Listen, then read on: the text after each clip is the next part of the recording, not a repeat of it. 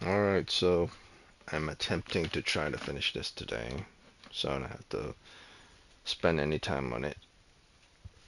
The last 2 days, 2 or 3 days of July, because I have to do farming stuff for the giveaway for Warframe in July, for the last couple of days. So maybe, maybe I can, if there's not yet another story. I believe there could be, or it could not be. I'm not sure. If there are three stories, then the game's in total based on the enjoyment factor, based on puzzles, based on everything. Because I'm at a 7.8, 7.9, but if I factor in all the different type of puzzles and way to solve things, some good, some bad, but mostly good. I factor in the previous um, mole puzzle, and then uh, the puzzle with regards to uh, the catacombs, and other things as well, such as different tools used to solve um, certain crimes or certain puzzles realistically that actually really work.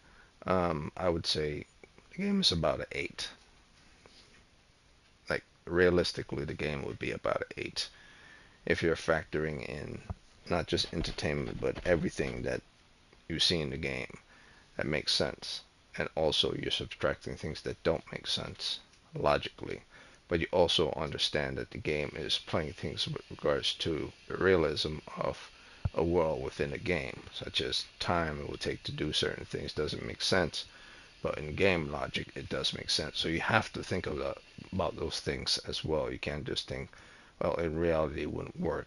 Well, things in games are far more sped up than in reality, which would take an entire day to get through. In a game, it would take like 5 times that less in a game. The time it takes you to get from your home to school or something, which will take anywhere from, if you're driving, half hour, if you're not driving, an hour and a half. Like in a game, it takes you about 5 minutes or even less than that. So time is sped up like 10 times over in a video game, just like a boss in a video game, in any video game, any boss that's usually large in scale, in size and in strength, and in health and armor, is typically a boss that's not large in scale at all. It's just that the largeness represents how much energy he has, how much health he has, how much armor he has, how much experience he has, or it has, or in the case of you know, in the case of robots, like say in Metroid or Horizon Forbidden West, how much they have, or how much it has, or a thing has. But if you're doing something like a boss, like one-on-one boss, fighting like say Sekiro or something, it's based on experience. It's based on the amount of health they have, based on their personal training, based on the amount of resistance they could have. All factors that makes them strong, and strong fighters are based on their physical strength capability compared to yours. Their basic anatomy, which is already an advantage. Two, their health, which is based on how they've been conditioning themselves to withstand certain attacks and heat. Three, their armor, what they're wearing. If they come from not a rich family, but they acquire things from those who have influence in order to protect themselves defensive wise. Those are factors. All those things play into bosses. So when boss look larger than life in games, or in size and scale, or not even bosses, minions look larger or stronger or beefier, it's because of what they have on their person, and the design of the game is to emulate what they have and in comparison to what you have. Now, when you in certain games, when you get to certain level and certain strength levels, um, you don't increase in size, unlike the game. Bosses and so on and so forth increase in size. Like if you new game plus something and someone who was a beginning boss was difficult, it's just you just hit them with like 2 shots and they're dead.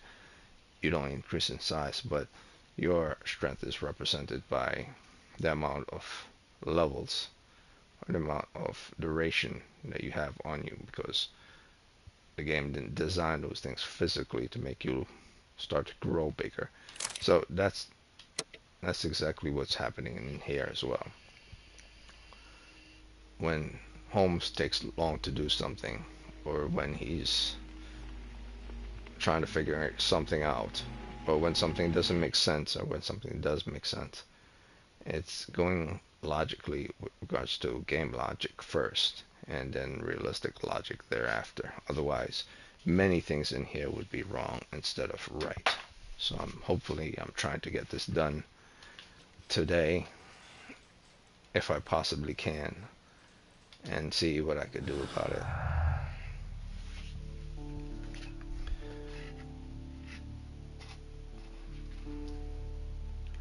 So it is an ice weapon.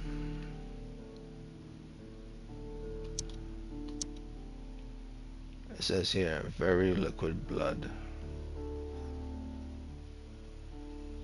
Okay, so if I pick ice weapon and I pick very liquid blood, so it's saying that how even though an ice weapon could have been used to kill the victim, that's the reason why there's a lot more water inside the victim's blood at the scene of the crime. It has nothing to do with the ice weapon. But what the hell were they talking about the ice weapon then? Used to commit a crime. Like, see what I'm saying? Sometimes the game doesn't make sense of its own logic. Holmes and Watson agrees that it's possible that ice weapon we use, but now his deduction is stating that that's not the case. But logically, it has nothing to do with it not being the case. It has to do with aligning with the right matching pair. So here is very liquid blood and ice are unrelated. Golden knife.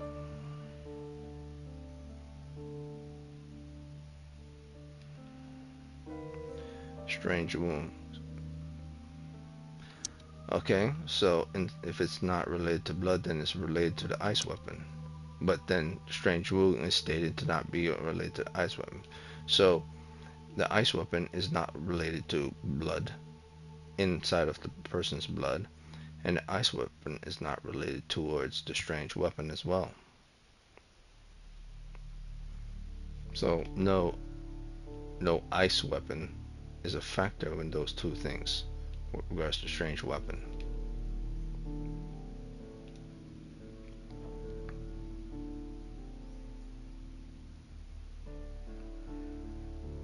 Yes, the remarkable discovery was the golden knife. That's an obvious.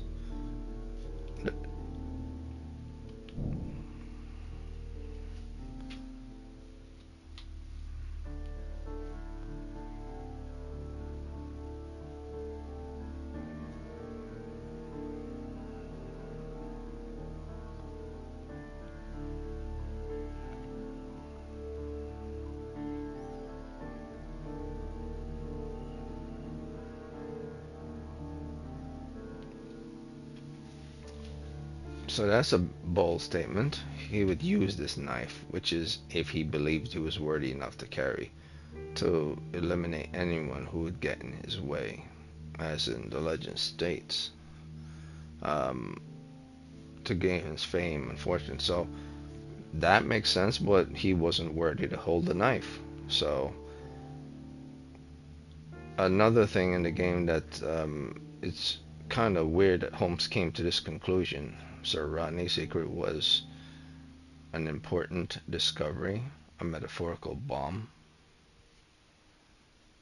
I mean, I know the weapon's powerful, but use it in order to annihilate people? At no point in the game did it say Sir Rodney was intending to annihilate people. If anything, someone else was intending to annihilate people. Yes, he wanted for fame, but not to annihilate people.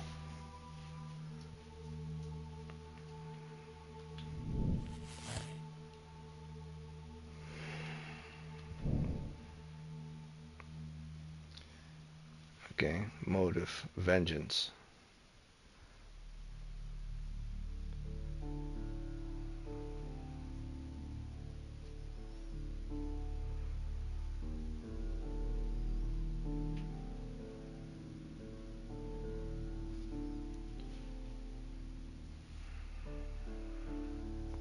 If Blinkhorn was to be cast aside, once Mr. Rodney found this great discovery, if this is true, I mean, in the picture it didn't say Mr. Rodney is an archaeologist. It just says someone else next to him is an archaeologist. We're assuming that Mr. Rodney is also an archaeologist, but it doesn't say so. Or at the beginning of the game, maybe it said so and I forgot. But the point is, he went in there for fame, fortune, and possibly an attachment to his bloodline, in believing that it was his birthright to bring about the return of his empire and recognition of his lineage. But it sounds like he was in league with someone else, if that is the case, as the paper goes. Um,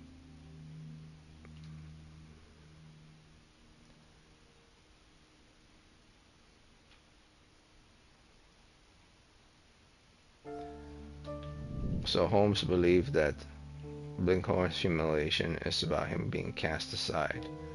I'm not sure about that, him being cast aside. So my previous my my previous belief is more logical.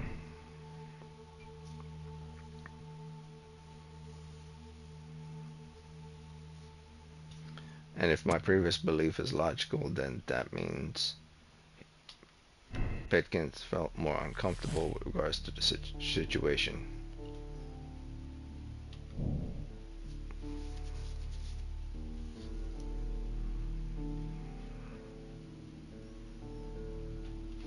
Even if Pitkin is the owner of the bath, he will surely lose. What?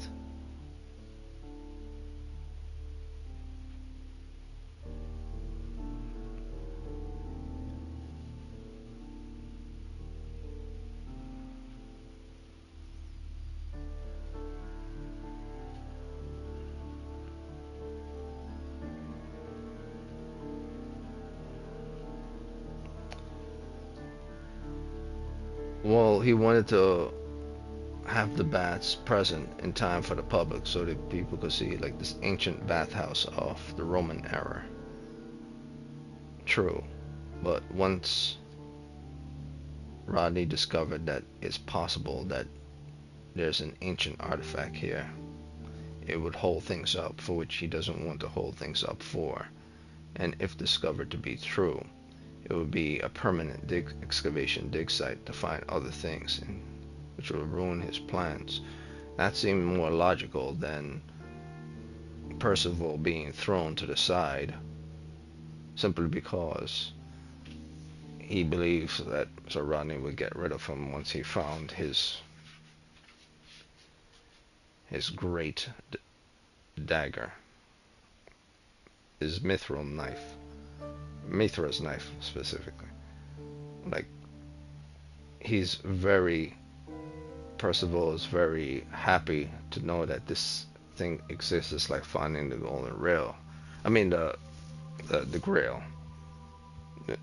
I'm about to say golden rail. I mean the grail.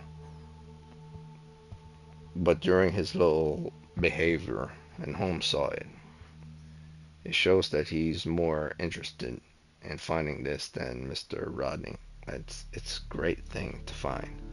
It would be wonderful to find. But at no point would it feel like he would be cast aside. It would be more like jealousy if Mr. Rodney claims glory for something that he found. You find it before Mr. Rodney claimed the fame why he discovered it. So that also makes sense.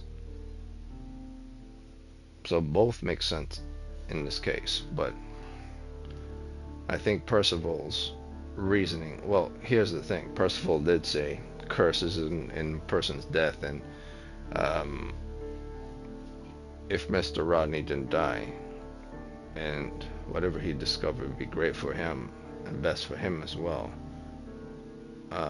But upon his death, it becomes a curse.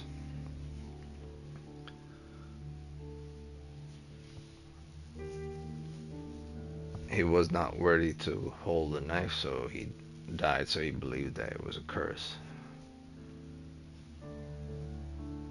Something's only good if it's beneficial to them, but it's a curse to everyone else once they're dead. So Pitkin believed that Rodney's death is more of a curse to him than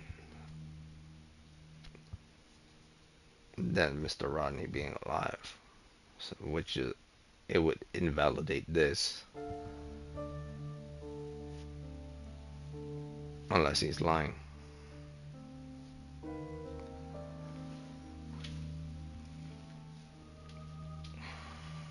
There's other factors are at play here. We got a cult. We have someone walking away while individuals were inside there in the bathhouse taking a steam bath. There's a guy named Blackmore present, unaccounted for.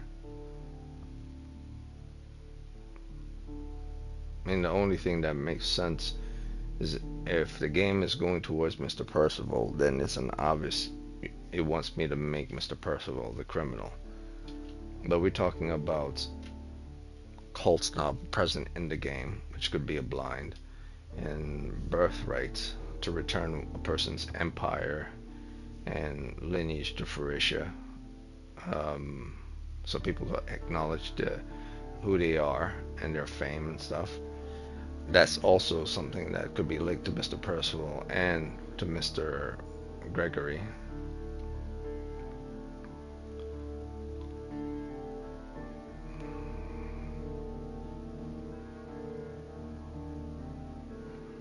But at no point in the game did it ever show that Mr. Percival was of any type of lineage whatsoever, or believed to be of a lineage,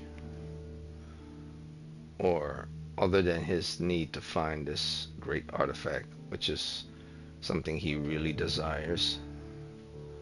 He never came across saying anything personal about his own ambitions. His own ambitions, personal ambitions, were linked towards his job and finding this thing. That's about the only ambitious thing he ever stated.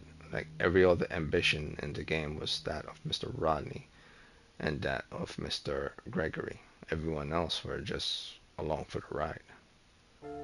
So I'll stick with this for right now. I mean, like I said at the beginning of the game, it wants me to believe Percival is the killer because he has the aura and he has the behavior of the killer, and it makes sense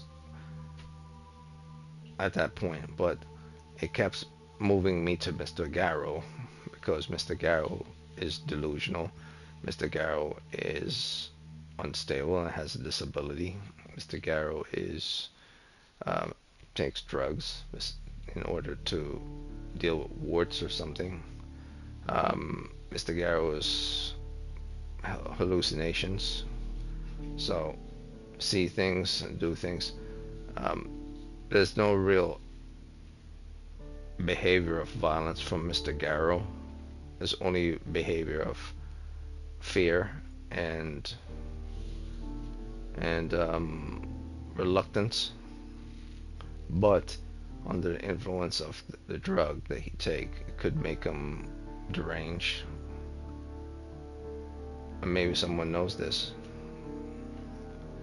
So he's trying to make Mr. Garrow out to be the villain, even though it's saying Mr. Percival is the real killer. But I'm going to stick to my character, Mr. Gregory, as possible. Possibly the killer or is associated with said killer. So if it turns out that it's Mr. Percival and Mr. Gregory together, then win-win. I win in both cases. One, I win because the obvious person who I believe it is Mr. Percival. But the one I truly think it is Mr. Gregory. And the unwitting accomplice is Mr. Garrow, and of course the guy that's made the Mr. Phillips that made a telegraph to his sister. I wouldn't be surprised if they're all part of this damn cult.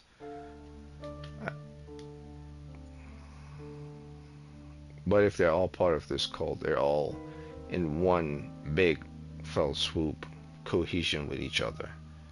So if Mr. Gregory wants Mr. Percival to speed things up, you know, it would be something that the cult would want as well, to speed things up. So Mr. Percival couldn't be part of the cult if they're contradicting the actions of the cult itself.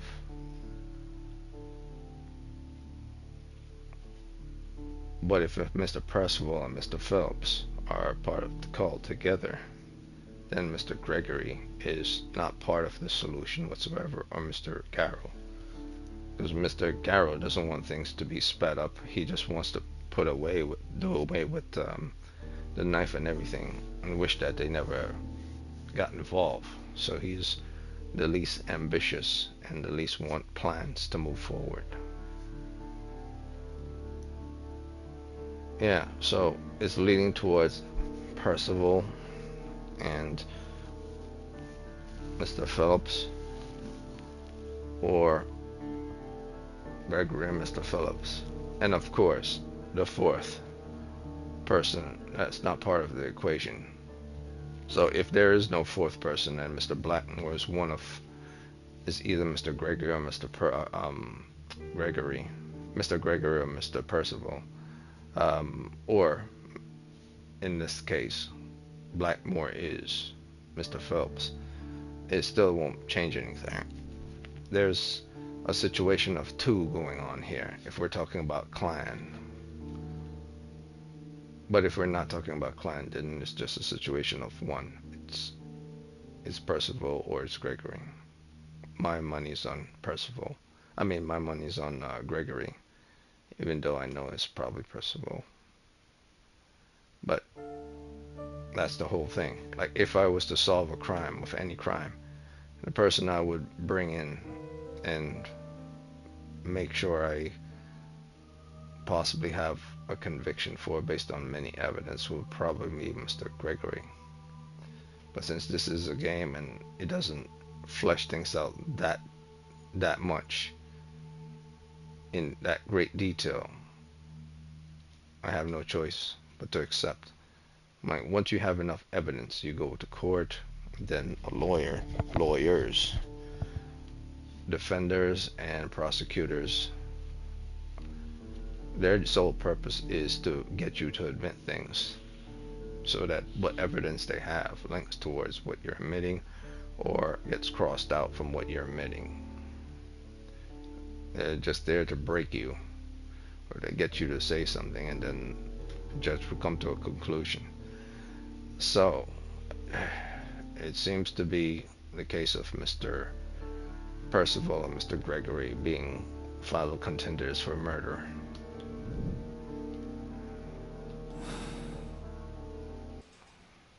But like I said, if Mr. Garrow turns out to be a killer, I'm going to be severely pissed off.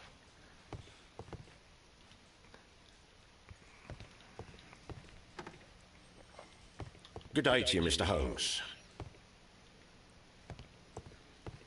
Why does it still want me to link things together for? Alright. I know the ice weapon is not linked to these two, so that's irrelevant. And I know the champagne. You can't say the champagne is ice weapon. Like, what the fuck does the champagne has to do with the ice weapon? Like, if these two are linked together, if these two are linked together, I'm going to start questioning the game severely, because bottle of champagne and an ice bucket was found inside changing room. Now, ice, the ice bucket could have had the ice weapon with the ice weapon inside to keep it chill, but champagne was also found inside there.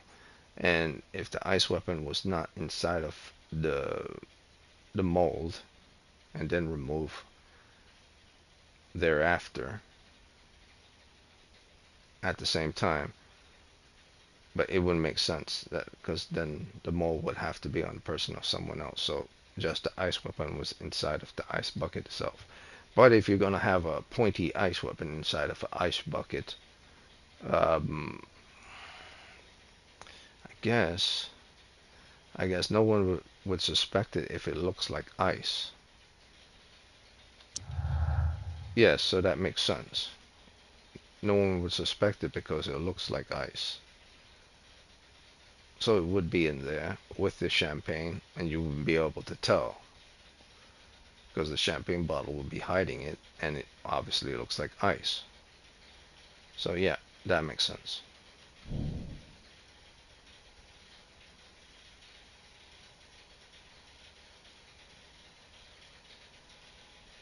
A silver weapon was used and then destroyed inside the razor after the crime. Yeah, that can't be it. So the whole silver weapon was like a red herring thing.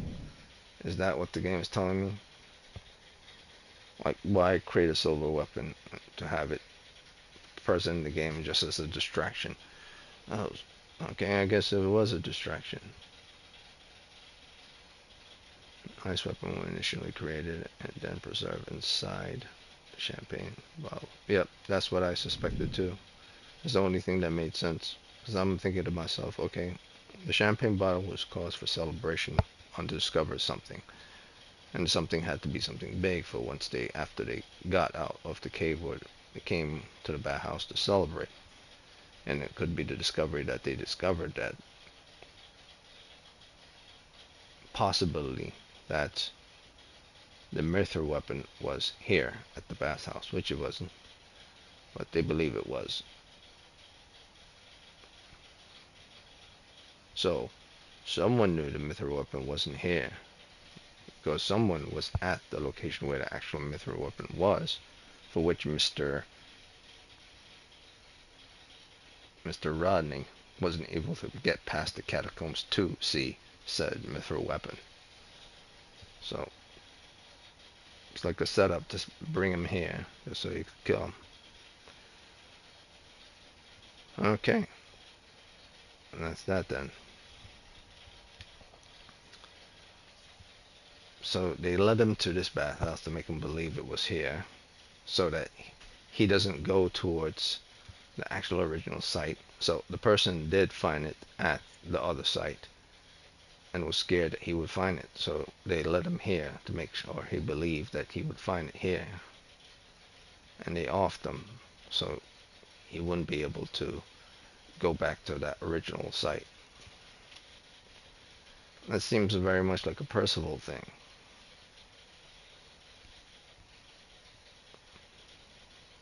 Man, it seems too clean though. The whole thing with Percival seems very clean. I mean, I understand a spade is a spade, but it seems very obvious. Yeah, I know. I don't want him to discover it because I want fame for myself, but at the same time, at no point in the game I ever stated I wanted fame. I was just glad to find something miraculous thing that's of great discovery. At no point did Percival ever show ambition. He just showed the desire to find something. But maybe that's in itself is an ambition, and he just thought Mr. Rodney and his pompous behavior and treating people bad will eventually get the credit again. So that's the only thing that makes sense from Mr. Blinkhorn's perspective. A little bit more push, and then I'll be able to tell. I just need to know what Garrow's involvement with all this is. Seems to be more linked towards Blinkhorn than towards Pitkin. Because I believe he's going to.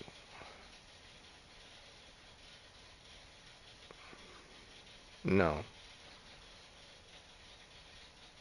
He seems to be more linked towards Mr. Pitkin.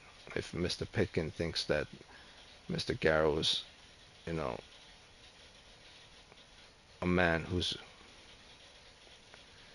greedy or just a leech who wants to get on the back of Mr. Rodney so as to enjoy the fame that comes with it. And it would make sense that he would want to remove Mr. Garrow from the equation since he dislikes him. So where Blinkhorn doesn't dislike Garrow at all. Yeah, so it keeps going back and forth between Blinkhorn and Gregory, but I think it's more the person I believe it is, which is Gregory, rather than what the game is trying to make me believe it is.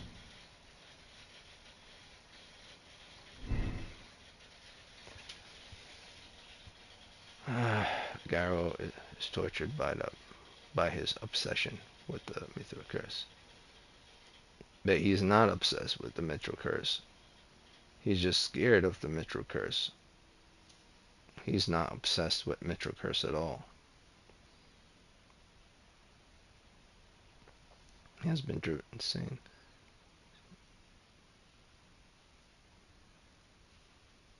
Okay, so let's say he is obsessed with the Mithril Curse, as in he can't stop thinking about it because he believes this curse is real, because he's an unstable man. So his behavior on who he is, his condition of who he is, believe that there's a curse, thus creating an obsession.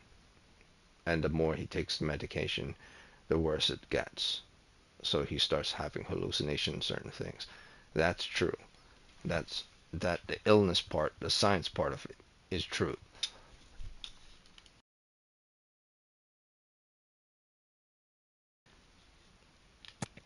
If not for anything, the science part of it is true. The weakness part of it is also true, but the science part of it is more true because Holmes do things based on deduction of what's real and what's not real, based on the science of things rather than the human condition of things. So if I do, I mean, this is very true. Garrow is melancholic, is a victim of over medications, which is true. Hence the hallucinations and unpredictable behavior. His day has been worsened by the shock of Mr. Gregory's. This is also true.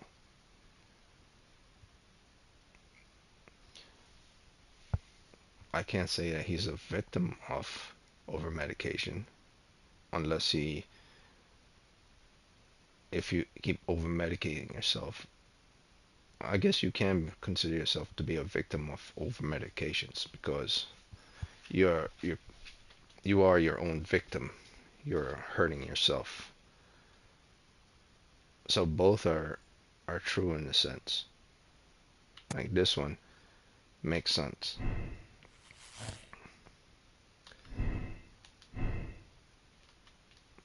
But then it untethers itself from Pitkin.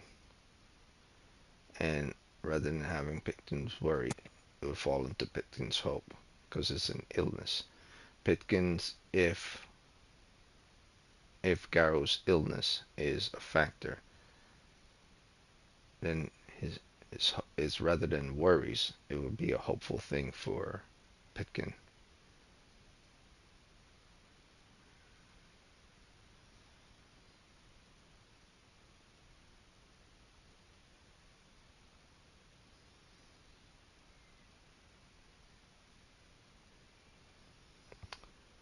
So he's hopeful to receive much from Rodney's research.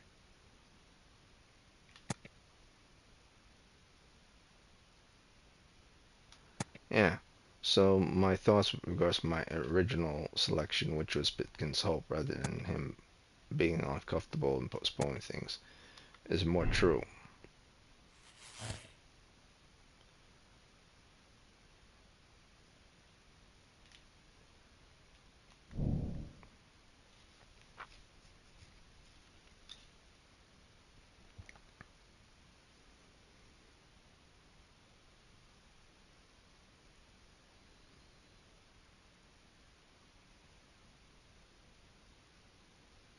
Now, this one is also very interesting because it doesn't say anything about Garrow being the murder. It just says Garrow's motive is paranoia. Paranoia is not enough to commit murder. So I'll hold on to this for the moment, but I believe the original is still present because I can't. Paranoia can't be the reason for this whatsoever at all. Paranoia alone is not enough to commit murder.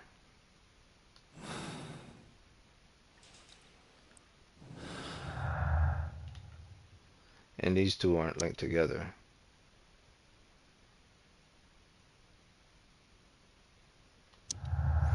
How are they linked together? What the fuck? I originally put them together before and they were untethered. They were negative. Negative. Negative. They say they're not locked together. I tried it before. It even showed it. Then all of a sudden it's showing it now. You know what? I don't need to. I'm not even going to even get into it. A presence of what is due to humid atmosphere caused by.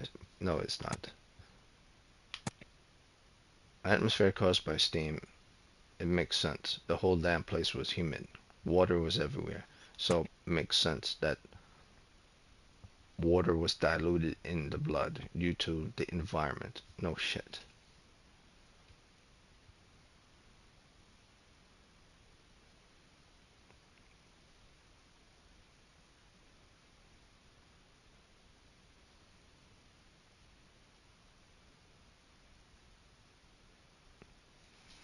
Yes, but an ice weapon was used in this thing.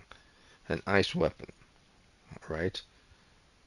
It's not just the humid climate and the steam from the water from getting into the blood. Yes, that's also in the blood. But if an ice weapon is used in the murder, then it's simply not just about the moisture itself. Otherwise, what's the point of the ice weapon? It's going to melt quick upon using it, killing the person. It's going to melt due to the heat and the steam. The steam is going to melt the ice in a couple of seconds. Also makes sense. But still, it's an ice weapon, so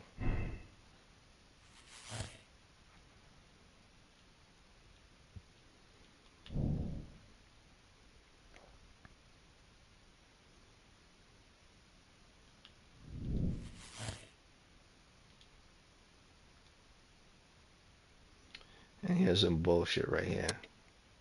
Garrow killed them. Some bullshit. Let me kill them out of paranoia. I'm scared of the curse cursing me, so I go and kill them. Garrow's glasses was by the brazier, broken. He couldn't see. No one could see in the steam, and they all had good eyesight. This guy wears the glasses so he could see, so he took it off and put it by the brazier. It broke by the brazier. You know, I mean, it made sense that his glasses were by the brazier. So after he killed the guy, he ran over to where the brazier is because he could still see through the steam in his glasses, and he knew where it was. So he dropped it in there, and then he decided to voluntarily took his glasses and put it by the brazier at the same time. Why did he leave his glasses by the brazier as well? Why didn't he just keep his glasses on him? Because he was under some delusion.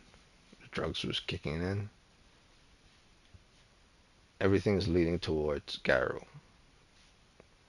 Like I said before, it leads towards Percival, but mostly towards Garrow. They're trying to make Garrow out to be the killer. He takes the drugs. He's delusional. He fears the curse. What the hell reason would he have to want to kill Percival if the curse if he believes the curse is real, he would run for the hills. He wouldn't go and kill Rodney unless he believed Rodney is the one that caused it. He kills Sir Rodney in a fit of obsession due to his intense nervous state. Yeah, that doesn't seem unlikely. He was delusional, fearing the curse, so he decided to kill Rodney. That's his reason. He killed him because he believed that he was cursed. A ritual killing.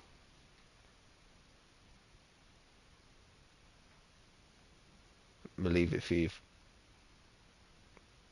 performed a ritual killing.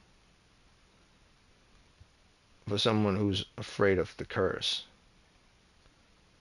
he decided to go through trouble and create a ritual in hopes of stopping it.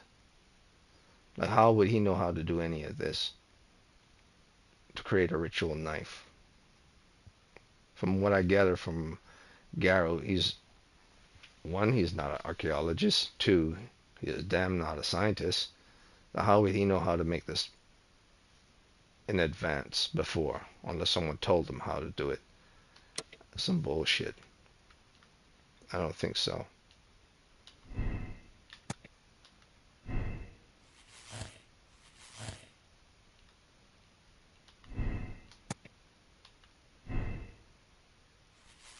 Like, he automatically became intelligent enough to. And what does the silver weapon has to do in this? Silver weapon was used, then destroyed in the brazier after the crime. Like, the whole thing with Garrow doesn't make sense, just like the whole thing with Blinkhorn doesn't make sense. Like, if I put this in Blinkhorn's humiliation, and I do this,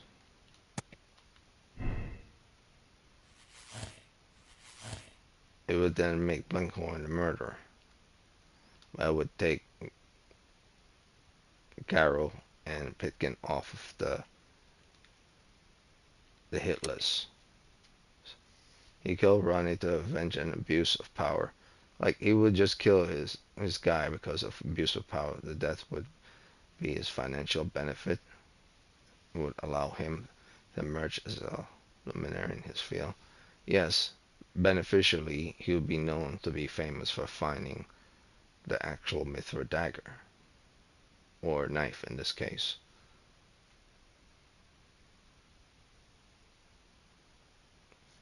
But if the logic of the curse is true, that you are not worthy, so you cannot hold it, then why is he worthy? Why didn't he kill them? Why didn't the dagger kill him? Why? Because there is no curse. It's just a saying, and it probably is a saying used by people who don't want other people to claim fame. They want to claim it. So it makes sense that it would be Mr. Blinkhorn here. But at the same time,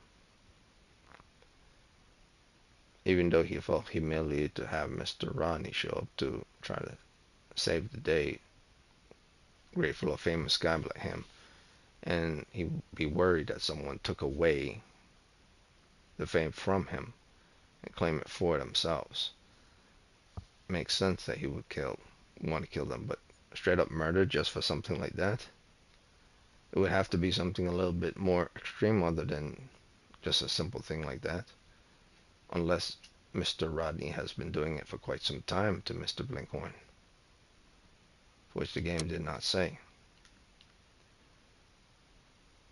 So these are all interpretation conclusions, man. I mean, like, no matter how I look at this, they're all interpretation conclusions.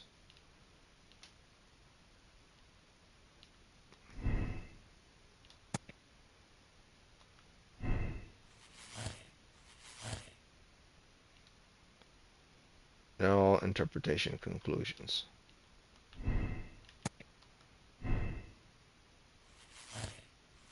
Because this one wants me to have Garrow, and I know that's, like, it's bullshit.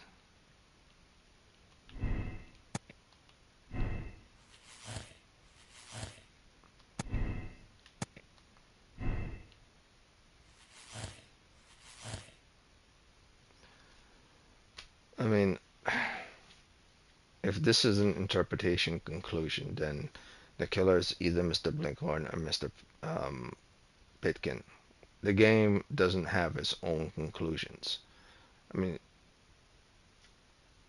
you don't know exactly who killed who because the game doesn't say who actually is the killer because there is no who actually is the killer at all. So I'm going to go with the person that I believe it is. I found all utilized clues in the case. Please proceed to deduction space. Sure.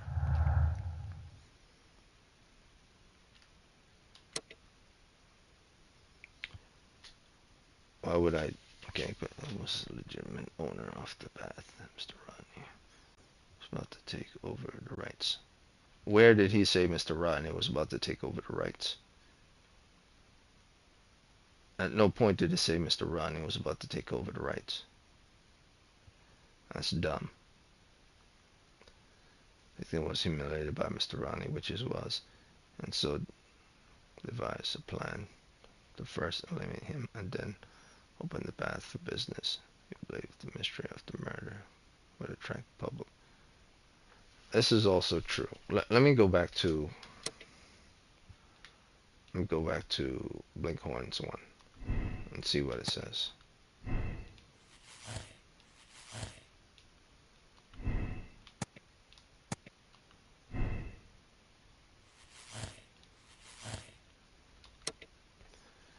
As absolved Blinkhorn, he devoted his life to discovering the golden knife, and the credit was about to be stolen by Mr. Bencliffe. This is true.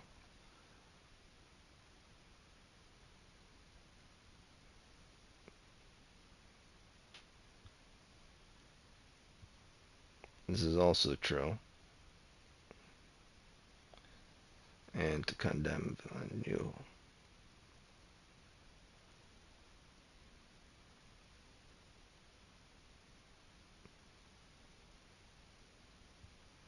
He devised a cunning plan to limit. And for this, he deserved the rope. That's some serious shit, Sherlock. For this, he deserved the rope, a hanging. Is that Sherlock's conclusion? Benthorn knew of Bentcliffe intentions to take all the credit. He knew of his intentions to take all the credit for discovery. Where did it show in the game that he knew that he would take all the credit?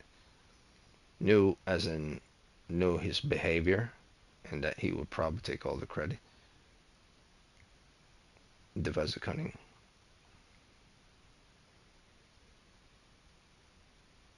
So this in the deduction part, both Pitkin and both Bentley one seems very plausible. It seems even more plausible on the side of Blinkhorn because he is the one that is doing the archaeology, but he's the one doing the archaeology work at the bathhouse, not at the previous dig site. Mr. Rodney came to the bathhouse because they were taking long at the bathhouse. So unless Mr. Blinkhorn was actually doing the excavation work at the previous site, and then he showed up here to do excavation, then that means Mr. Blinkhorn discovered the knife, the mithril knife, in the catacombs, and Mr. Rodney lied about it not being in the catacombs. But how would Mr. Rodney know that if he couldn't get past the catacombs to actually see that it was there? So Mr. Blinkhorn would have to have known that it was there first. And then Mr. Rodney sent them to the bathhouse without even knowing that the weapon, the mithril blade, the mithril knife, was actually here or not, even though Blinkhorn knew it was there. So Blinkhorn made an assumption that Mr. Rodney probably figured it was here, even though Rodney never was able to get past the catacombs. So that was an assumption on Blinkhorn's part. If Blinkhorn was actually, Mr. Percival Blinkhorn was actually at the original dig site, for which the game never said he was actually there. Some bullshit, man. A lot of details are left out of the game.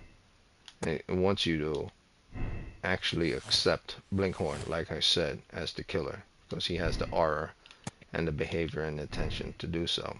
And it's trying to deviate from Blinkhorn to set up Garrow with some paranoia bullshit. But since this game is set for interpretation and not for truth and not for accuracy, because you could pick any one of them to be the killer, and how is that a good game if you're picking who you want to be the killer rather than what is the truth? Like, how is that good?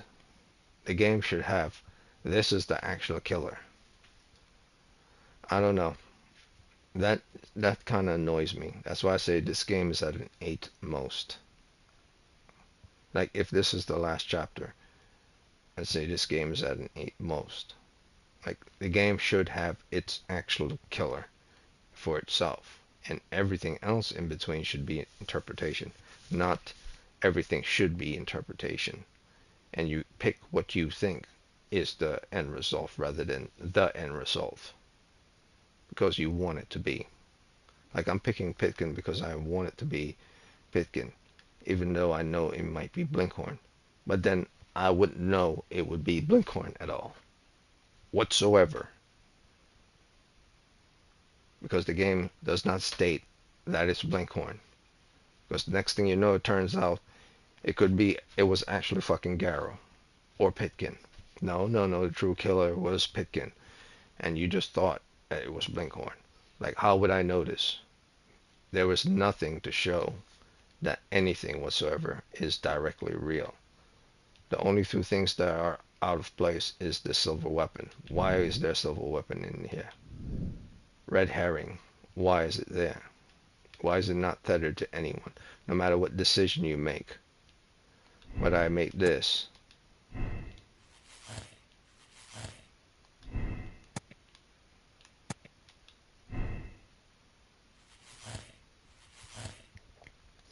whether I make Blinkhorn the suspect, or whether I make Garrow the killer.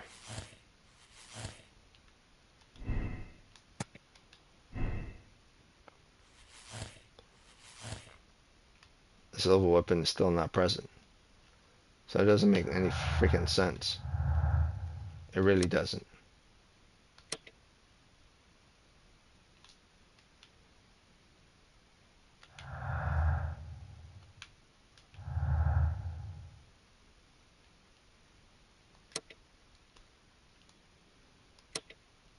It doesn't make any sense. It really doesn't. Like, the silver knife was in there just for bullshit. But it's going downwards. Like, the line is going downwards to connect towards water, humidity. And then now the silver knife comes into play.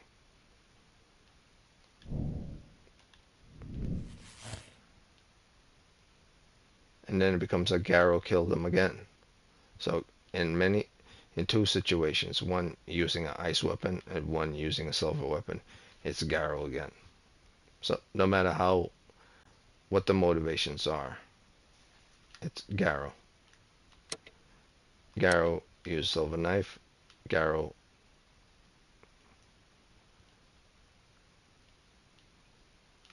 let's see.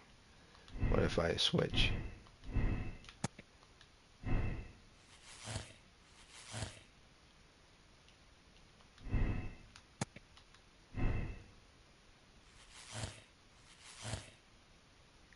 Yeah.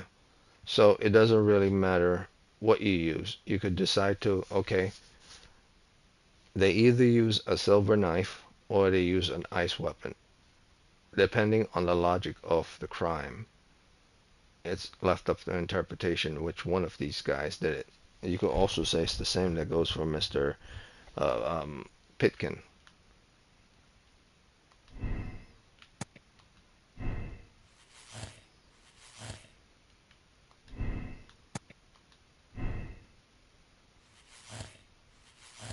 See? So the deviation is that you could believe that it was silver knife, you could believe that it was an ice weapon. That is also left up to interpretation. It's what you want rather than what is the truth. So this game is about an 8 at the moment for me. At most, it's an 8. Nothing more than that. That's if this is the last part of the game.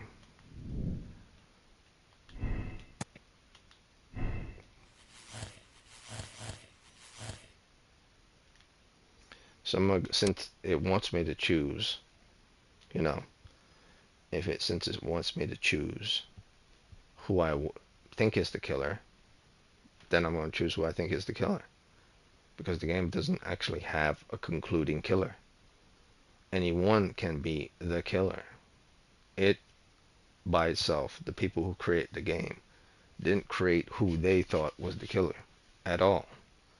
They created interpretations that any player could decide who they desire to be the killer rather than have an actual true killer.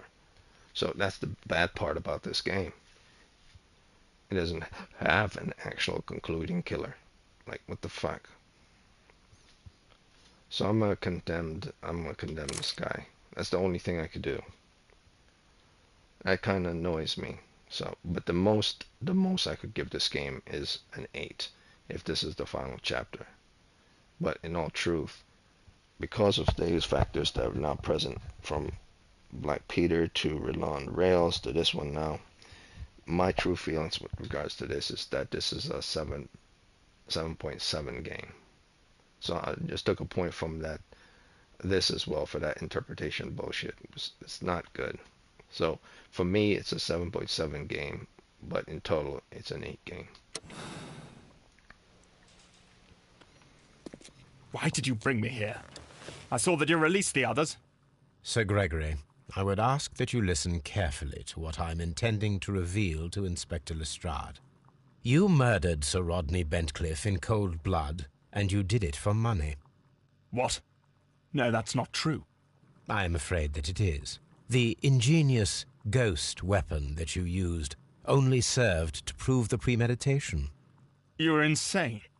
It was a spectacular felony, one that intrigued the police and encouraged the press. Scandal is an excellent means of bringing the public's attention to your baths. And eventually, of course, it brought me too. You have it all wrong. Well, I didn't expect you to possess much in the way of courage. May you be a fraction more inspired before you meet the hangman. Farewell, Sir Gregory.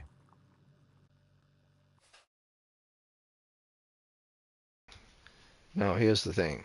If I choose another path, if I choose Percival's path, which is the most logical one, and the one that's the most obvious, as I said, he has the aura of Lucifer, even though the eye of Lucifer was on my spotlight to weed out what I believe was Mr. Gregory. Um, the aura was still on Mr. Percival, and of course the nature of the murder would fall onto Mr. Garrow because his nature is erratic and unsecured. So if I'm going down the Percival's route, we'll see how he behaves once I've convicted him.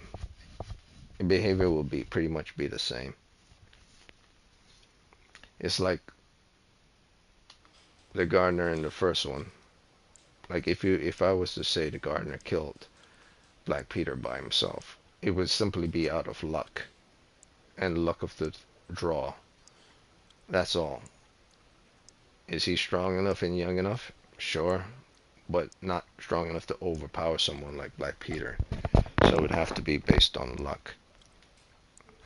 And I don't do things based on luck, because luck is a chance thing that always comes probability bad on your roll rather than probability good that you're going to get a success. Alright, so let's see. Let's go with Blinkhorn, because he's the obvious one to be the killer. And there's also another factor as well. Like, what the hell? Who's Mr. Blackmore? He was there at the dig site. Is he also a red herring? And there's a picture of an archaeologist with Mr. Rodney. That's Mr. Blackhorn. And so where's Mr. Blackhorn is all this? Is he just thrown in there to be an archaeologist with Mr.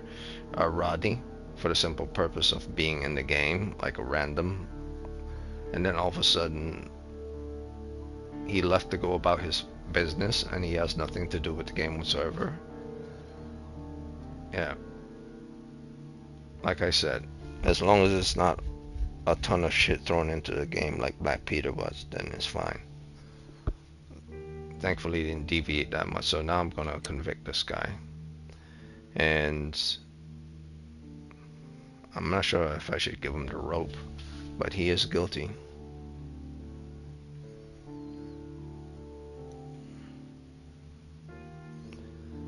But should I absolve him? That's the thing. Like, why would I absolve a guy from committing murder? I'm trying to think of what would be a good reason for me to absolve him.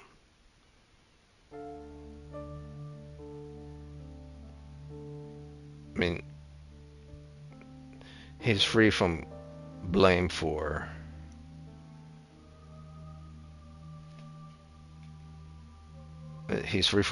wanting to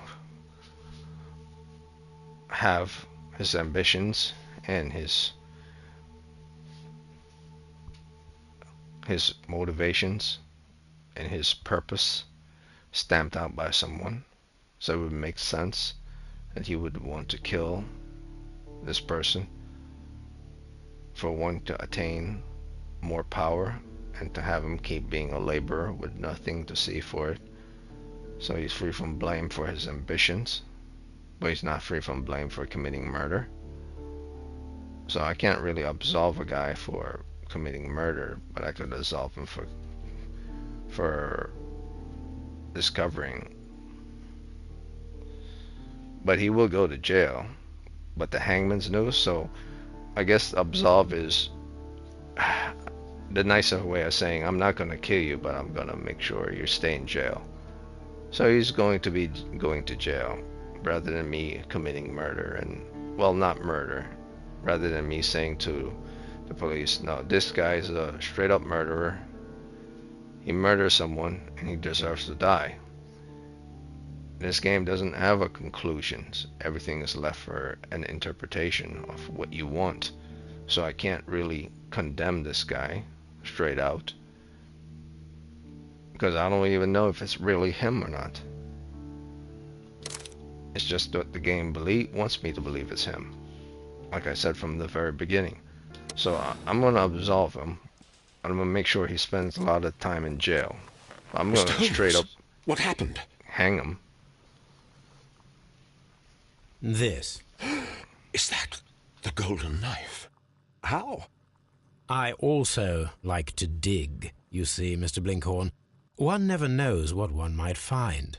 Occasionally, remarkable rarities, such as this. The thrill of the discovery, and one's own enhanced reputation. Wouldn't you agree? Well, are you suggesting that... I am not suggesting anything. I know. You found the knife. You are an intelligent man. The ghost knife shall remain one of the most ingenious constructions I have seen in my career, I do assure you. I don't understand. Yes, you do. I am praising your performance, your perfect murder. Okay, so this is the part that's pissing me off. Why I'm going to keep it at 8 and for me a 7.7. Holmes is simply acting out my decisions and giving conclusions and justifications for my decisions and saying they're 100% correct, and I know because me, the gamer, have selected it. Even though me, the gamer, know it's bullshit and it's not that people who made the game should have selected themselves.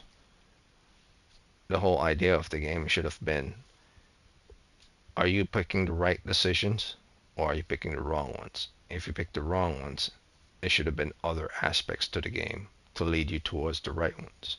But the game doesn't have that, apparently. The game has interpretation endings for which you could choose whatever path you desire to be the end, which isn't really solving any type of mystery because there's nothing to solve because you get to choose which end you want. I don't know. What? I don't know Wait, how I feel are about you that. accusing me of murder? No, I deny it. Mr. Blinkhorn, it is no use to deny it. I know the truth. You had no choice, because it was you who found the golden knife, and therefore you had to be the murderer. Sir Rodney was determined to receive all the credit for the find, when in fact it was your work. He would have crushed you to be sure that you could never tell the truth. But I uphold the truth, and I will tell it. What do you mean? That you will save me? What I mean is that you deserve a second chance. I shall be following your career with the keenest interest, Mr. Blinkhorn. Farewell.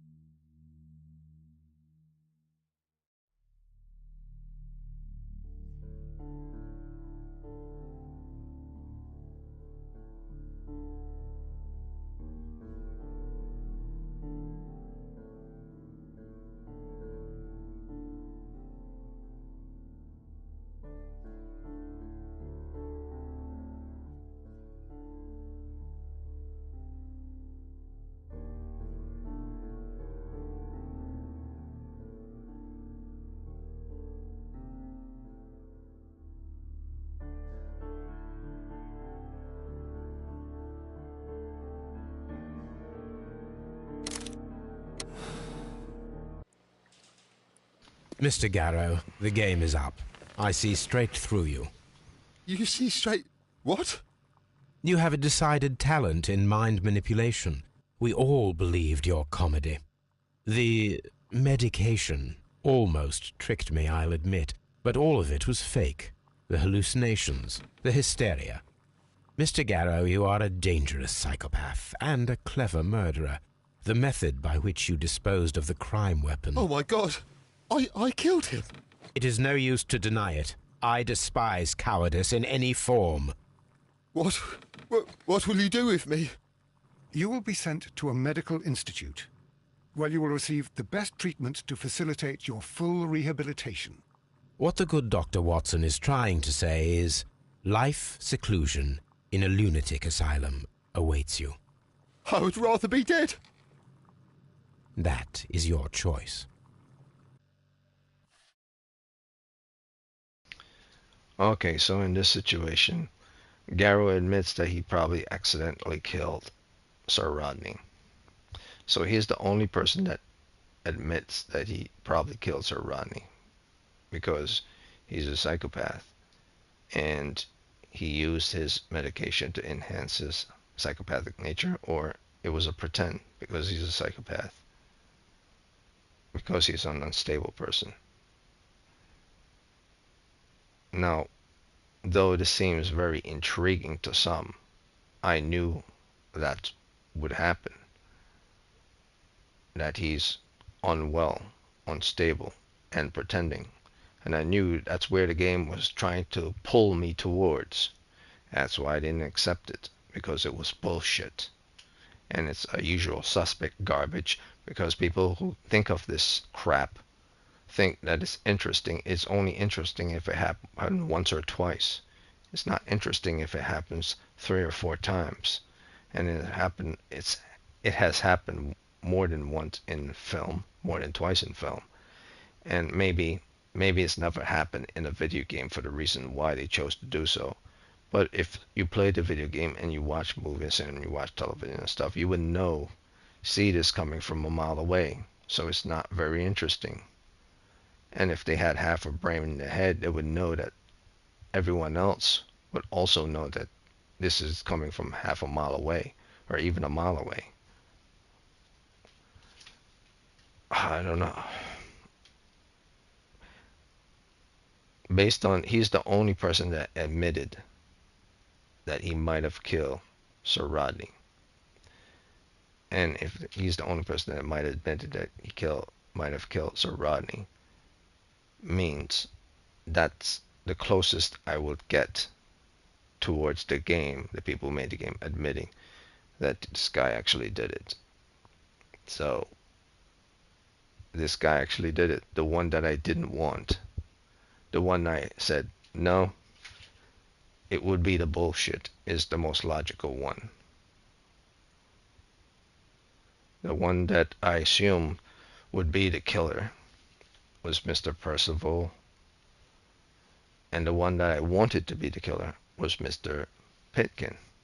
But I knew somehow the game will want to pull me towards some type of silliness because it thinks it's creative. That's why I'm giving the game a 7.7. Because I said it even before they were sent here to Scotland Yard, that if they're doing the whole usual suspect bullshit, I'm going to be pissed off. But I'm not completely pissed off because the game is left for interpretation. So even it doesn't decide the true ending.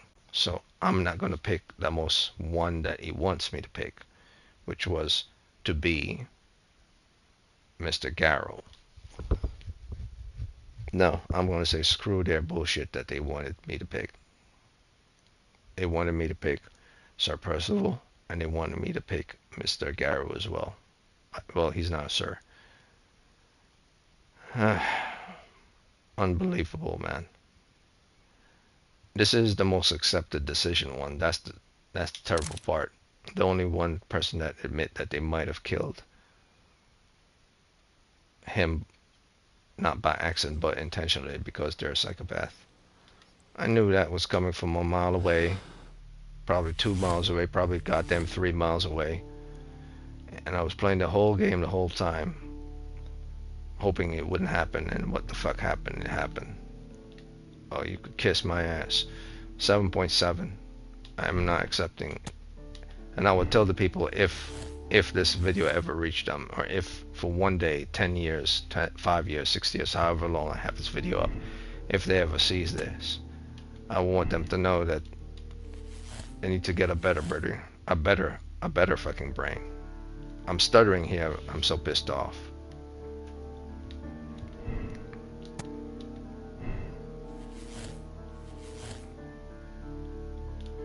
I know they would say, yeah, sure. It's like, no, there's no yeah, sure.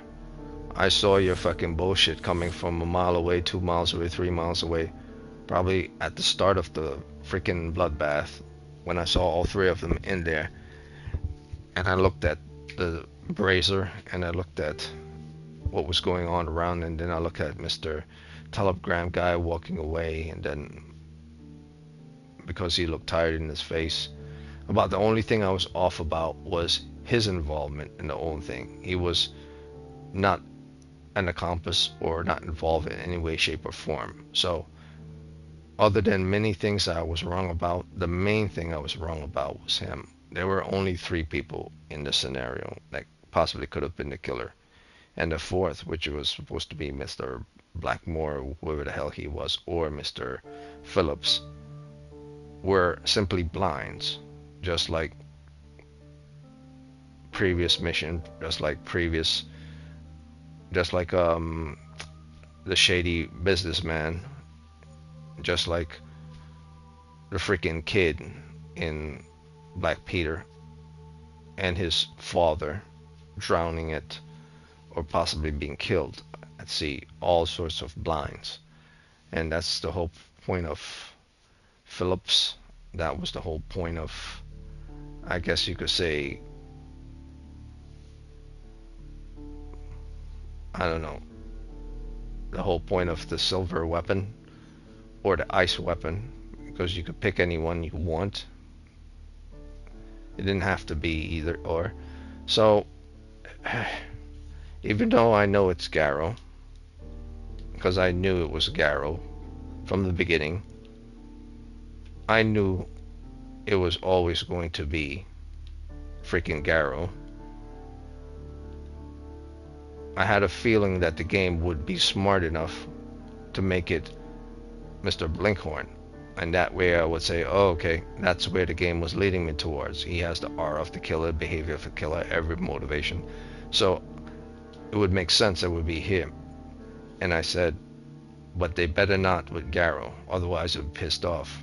Because I knew that's the easiest route for them to take in this scenario. It's like whoever made this game thought to themselves, like, people don't watch television or watch movies or anything, but like, The Usual Suspects have been out, that film has been out for more than a decade. For a long time. Hell, there are a lot of crime stories that follow the same scenario that's been out for a long time. It never occurred to them to create something that's original to themselves rather than to copy something that came in a film. Oh my god. Alright, so I'm gonna pick my character.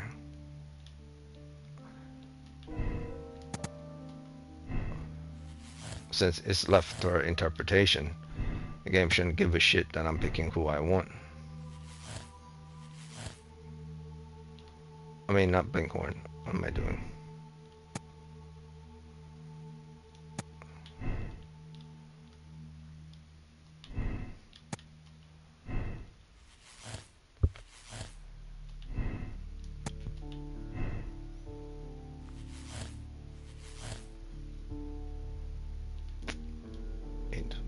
What am I doing?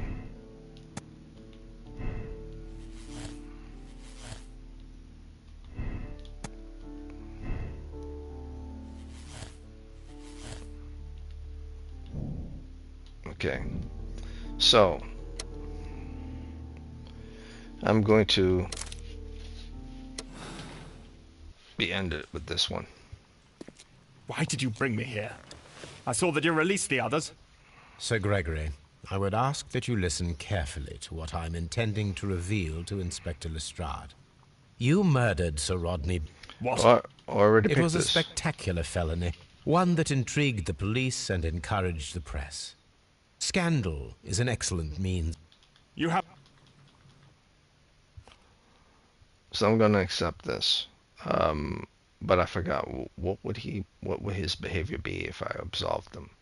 I am interested in that. I need to see his behavior, how he would behave if I absolved him. Now, see, if I'm to deduce my own theory with regards to all the different missions I've done, from the first to this one, about the only one I would say I might be fully wrong with would have been the second one. Well, no, I'm pretty spot on that one too. I think, no, the second one, because the Black Peter one I knew was a third party member. It turns out that third party member was the gardener. And I knew the gardener did it, killed him out of luck, based on what Sherlock Holmes said. But I selected him and the kid because I knew the motherfucker doesn't know how to do no damn javelin throw. He's a freaking gardener. So I wasn't going to pick some luck bullshit off of a guy that doesn't know how to throw a damn javelin. But I know that he was the actual killer. That he doesn't really need the kid to help him. And the kid saying that you were a madman and lunatic makes sense. I believe the kid. And I believe he killed him himself. But the game wanted me to go the whole javelin route. So I said, screw the game. I'm not going javelin route. The crime of passion shit is just as garbage as Mr. Garrow's bullshit about being a loony bin.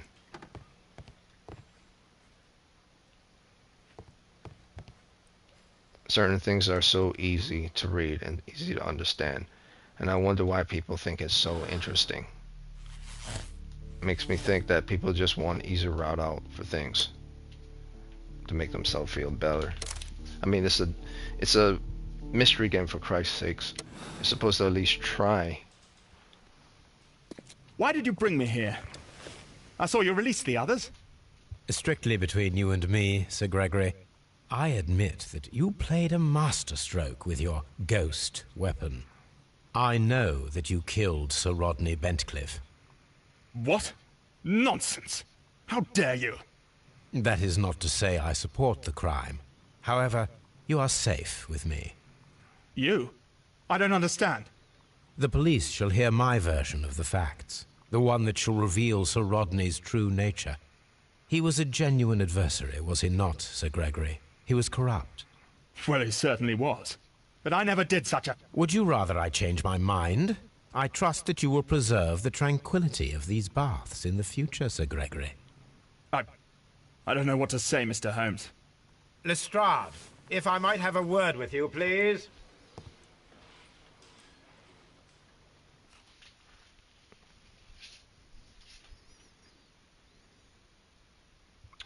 So this one basically admits Holmes is corrupt.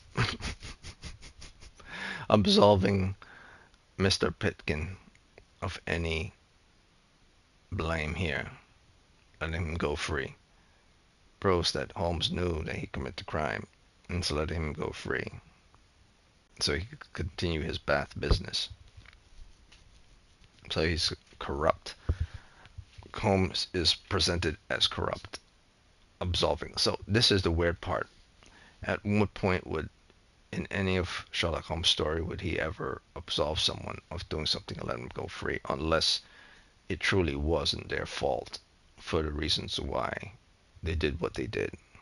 Here in this story, none of these people can take that claim and run with it and say it's correct, because they all have good reasons for the reason why they would want to kill him in some way, shape, or form. But at the end of the day, still killing a man is still killing a man. There's no going around it, whatever the reasons are. So to let him go free, so you could keep an eye on him, is rather foolish on the part of Sherlock Holmes. And it doesn't seem like a thing Sherlock Holmes would actually do on the regular. Like, if it's been done in the books before, I understand that. But in this game, for every mission, he decides to absolve. Seems rather weird, because all I have to do is to absolve every single murderer, and not all of them are free now, and none of them go to jail, because that's left up to interpretation. So I don't know how I feel about this. But I'm not going to absolve him. I'm going to accept my decision with regards to the actual ending itself. Those were the conclusions. Those were the conclusions of the case of Bloodbath. I'm going to skip this. Sir Gregory, I would ask that you listen carefully to what I'm intending to reveal to Inspector Lestrade. It was a spectacular felony, one that intrigued the police and encouraged the press. Yes, logically, it makes sense that it would be Percival, the guy who is the archaeologist, that have done the killing. And also, logically, it will also make sense that an unstable guy could accidentally killed Mr. Rodney out of a fit of rage due to curse. Also, and the least likely one would probably be Mr. Pitkins, who's just wanted to speed up the business so he could impress others and the legitimacy of his lineage to make himself well known. True. But also, based on the facts and many things present in the game, say that that's not the case. Birthright was present within the case. Bringing back an empire was present in the case. Cult was present in the case. Many factors were present in the case, other than simply who's most likely. So I did things with regards to who's most likely based on evidence, rather than based on simply, no, he's guilty because his behavior is this way, and he's most likely the killer because it's this. So I did say a spade can be a spade, which makes sense that Mr. Percival could be the spade.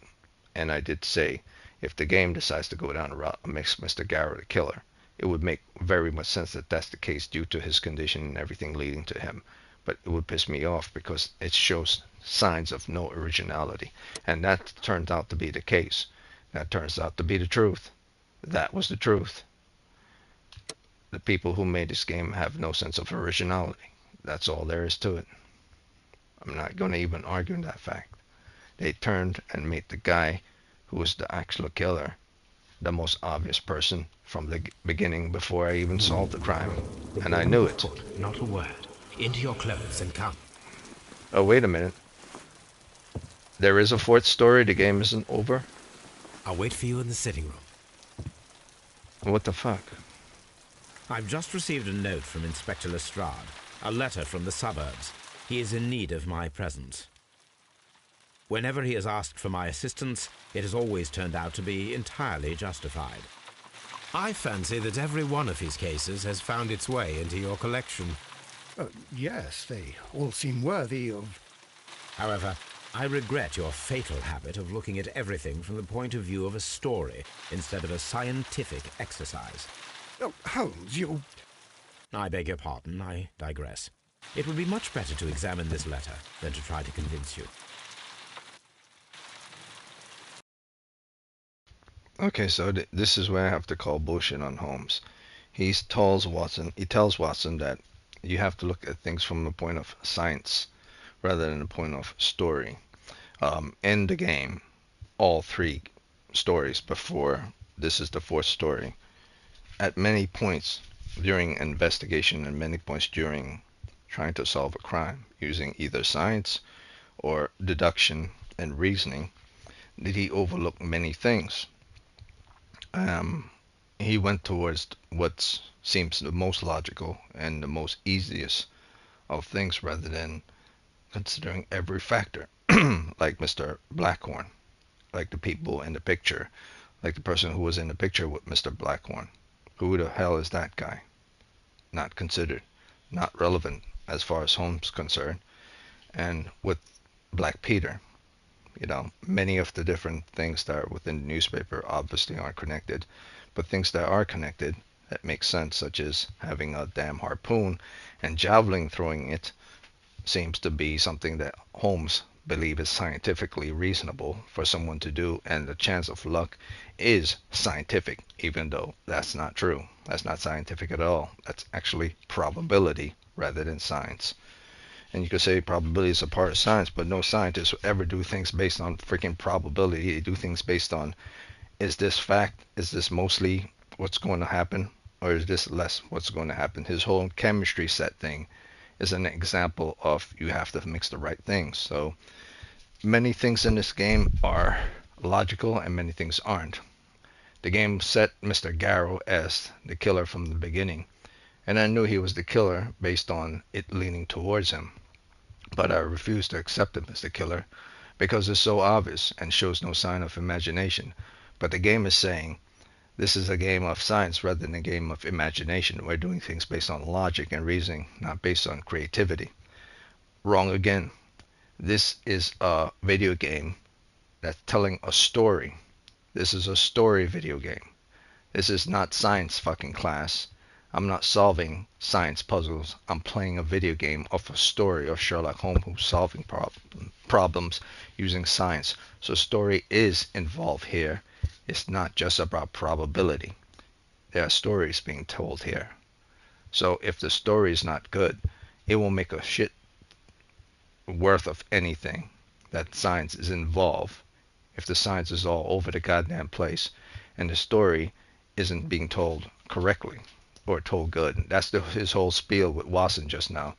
You're looking at things from point of story. I'm looking at things from science. I'm playing a damn story and I'm using science. Both are relevant. One over the other will be the topple, the fall of the dominoes. They're both relevant. The letter is on the table, Holmes. You should take a look.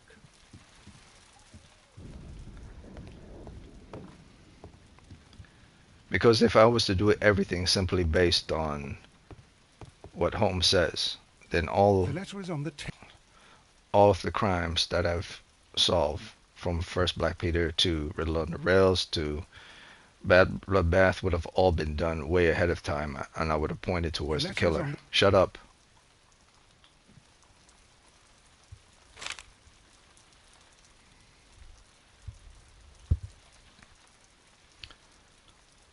I mean, I already proved it in Bloodbath, and I already proved it in Black Peter. Though I didn't know exactly who to tag as the killer in Black Peter, I knew it was a third-party person. And I knew Mr. Harrow was the one that everyone wanted, or should I say the game was leaning towards. Like trying to edge me towards and saying, no, this is the person you should look towards. But like, no shit, Sherlock. I knew that. I don't need you to edge me towards the obvious. I'm resisting the obvious because it's dumb as shit. A wax seal with the monogram E.B.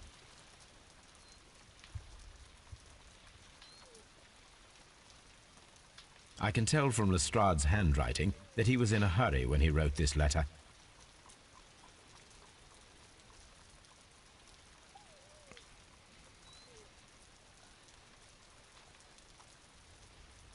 The Brackenstall family coat of arms.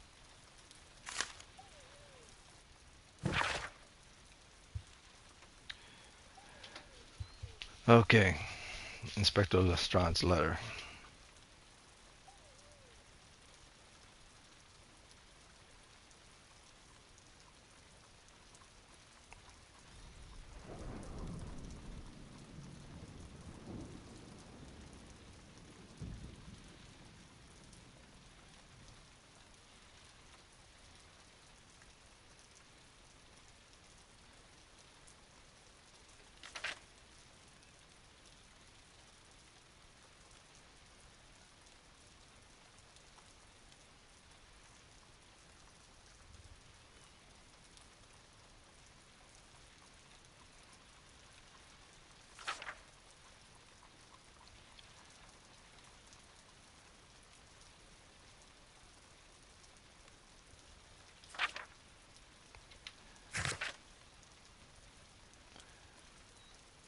I picked Black Peter.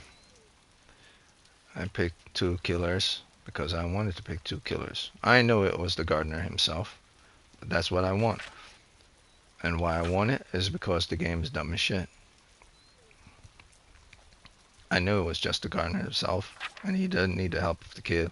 And I knew the Mexicans drowning the Chileans is also kind of silly, because there are other factors that were present, such as the prototype, and such as Mr. Fraud Guy.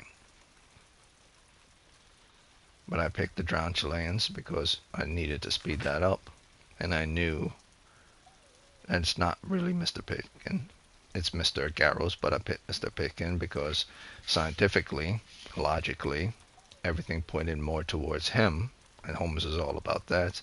But the most obvious choice were the game didn't want me to pick what made sense based on its story, because the story, as the game just mentioned, isn't as important as the science part of it, which means all the crap that's in here, the game literally is admitting it, doesn't mean shit.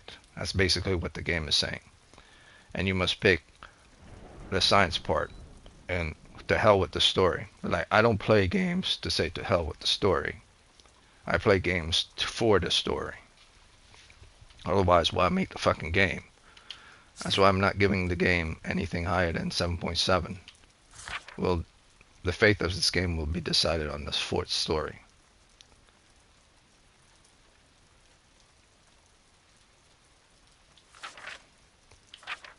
Maybe Riddle on the Rails is the only one I was somewhat off on, because that wasn't concluded. I was right.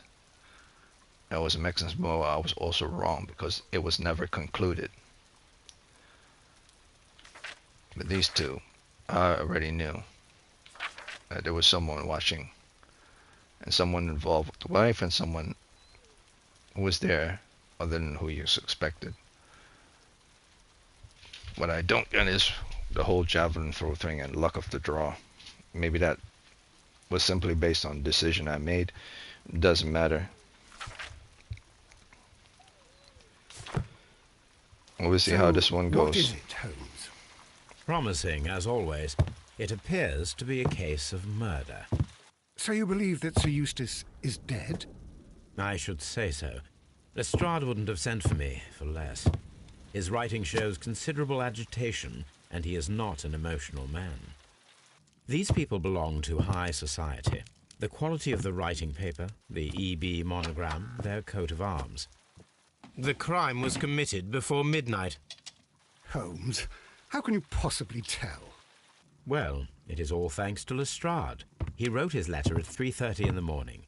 Imagine the chain of events before that. The local police had to be called in. Scotland Yard was notified. Lestrade himself had to make haste there, and finally compose the letter he sent to me. All of that makes for a fair night's work.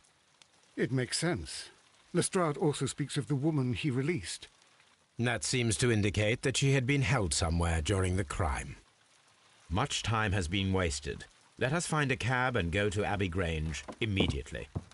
I live in hope of an interesting morning.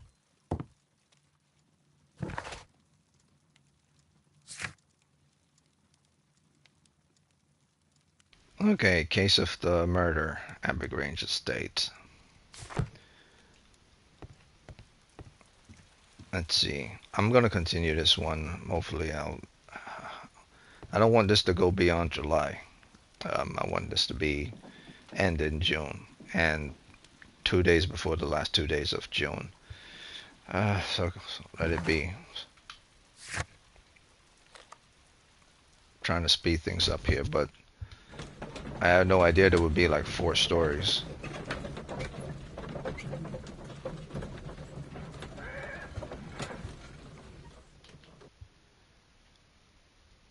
I wonder if the people who actually made this game assumed that no one saw that film, The Usual Mr. Holmes Suspects. and Dr. Watson, here you are. I'm very glad that you have come, but perhaps I should not have troubled you after all. And why is that? Lady Brackenstall has come to her senses, and she has given so clear an account of the affair that there is not much left for us to do. You remember that Lewisham gang of burglars? What, the 3 Randalls? Exactly. The father and 2 sons. It's their work. They stole a silver service, which is of great value. Sir Eustace Brackenstall is dead, then? Yes. His head was knocked in with his own poker. A violent act of aggression. Yes, the poor lady. She has had a most dreadful experience. She was assaulted and tied to a chair. But I think that you would best see her and hear her account of the facts. She's in the morning room with her maid, Teresa Wright. Where is the body of the deceased? In the dining room. We haven't touched anything. All right, I'm going to examine it. Very good, Watson.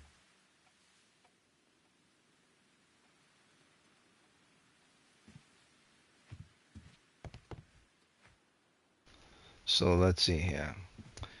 The murder could have happened midnight or before midnight, let's say around 11 o'clock, 12, as Holmes stated. Lestrade had to have showed up sometime maybe around 2 o'clock, 1 o'clock. Looked at everything, quickly went back to Scotland Yard to write a telegram, or wrote a telegram from here. So I'm assuming he showed up here around 2.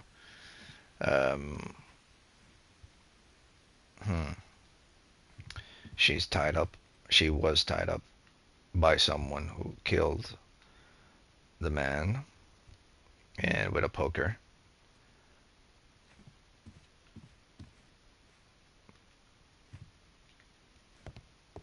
Sir And she was Warthen Brackenstall. And she was assaulted as well. Tied up and assaulted. The only facts present here so far is the time for which Lestrade made his telegram sent to us, the time it takes for the telegram to get to us,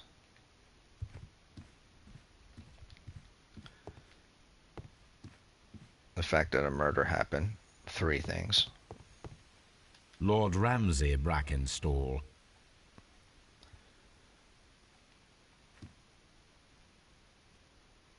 An estate that it happened in, also fact. There's no true fact that there were more than 2 people, more than 1 person, or 3 people. Also fact, there was a woman present. Also fact, once police got there, whether the woman was actually tied up when they got there, or beaten when they got there, it's a different story. So those are the facts.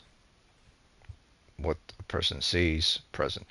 The police see a woman there. Yes, a woman is there. Came to a mansion. Yes, it's a damn mansion. Was that a telegram? Yes, a telegram was sent.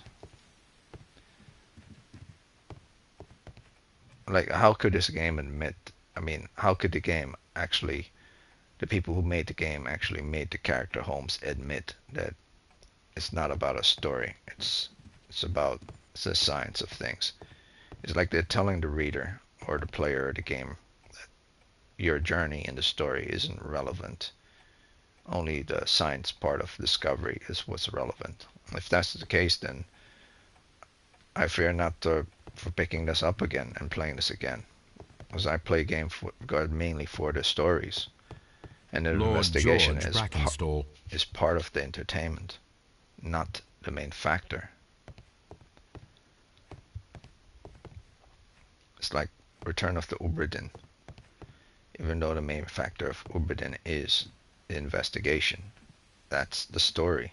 The enjoyment is the investigation and the story itself. Lord Brigham Brackenstall. They're all a bunch of assholes. And that's an assumption. It's not a guarantee.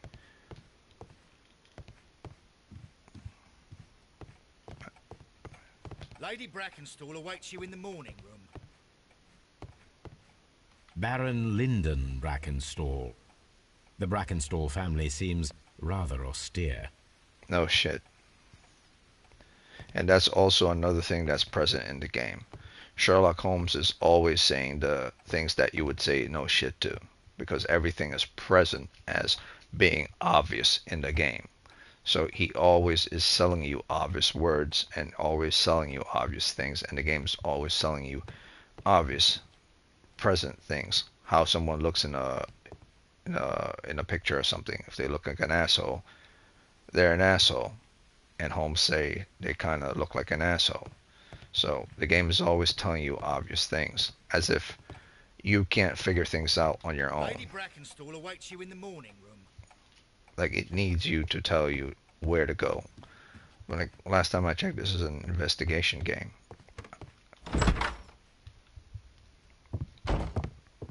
Ladies, allow me to introduce myself. My name is Sherlock Holmes. I'm assisting Inspector Lestrade in this investigation. Mr. Holmes, I am the wife of Sir Eustace Brackenstall. We were married only a year ago. I am sorry for your loss. Please accept my deepest condolences. I suppose that it is no use my attempting to conceal that our marriage has not been a happy one. I fear that all would tell you that, even if I were to attempt to deny it. How so?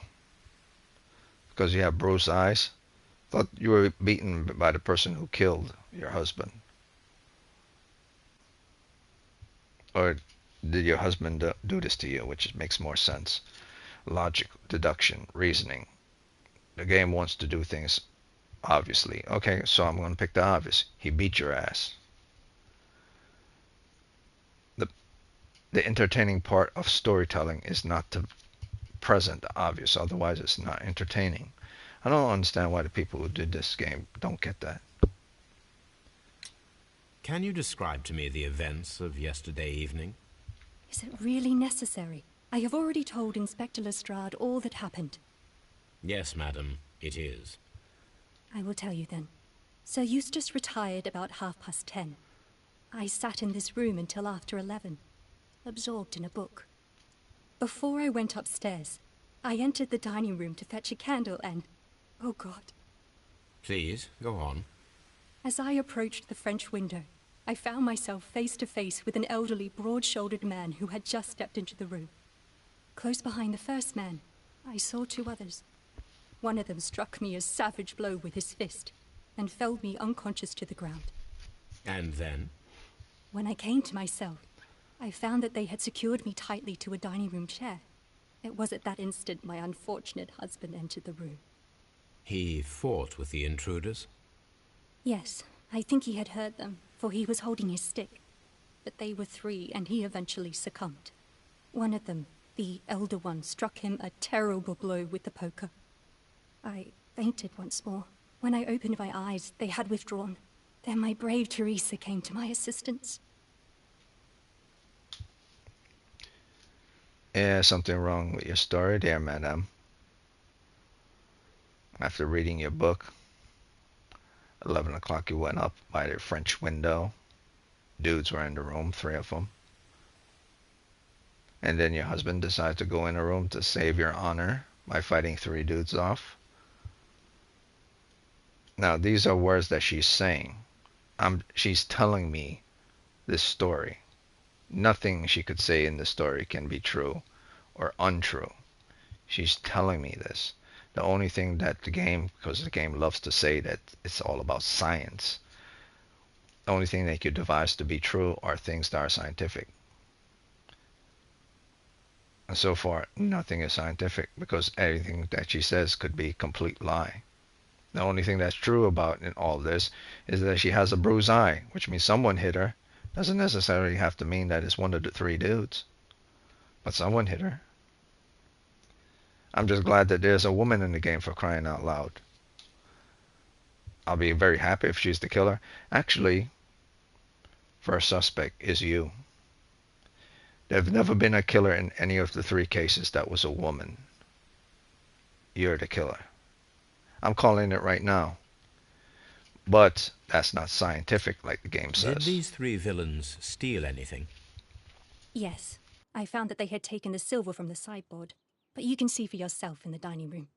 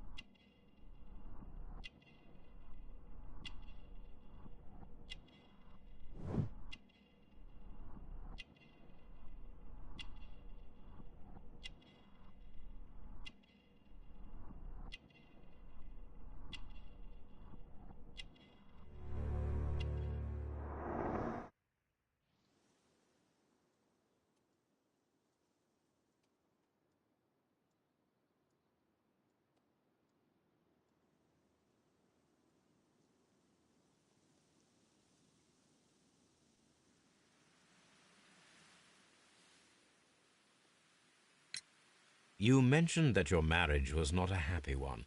Was there anything specific that was troubling you?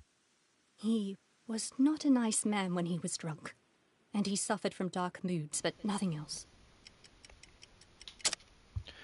He wasn't a nice man when he was drunk, and he suffered from dark moods.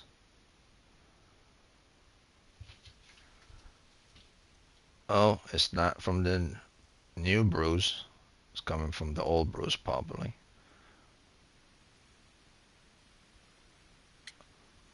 Hey, what did Lestrade say in that statement of his? Let me ask about the old bruise. The bruises on your hands are at least 1 week old. Your husband caused those bruises? Oh, do you? Yes, he did. He was very angry at the time. Out of control. Again. Sir Eustace was a drunkard. To be tied to such a man for life is worse than death. You don't say. You don't say. You little freak, you.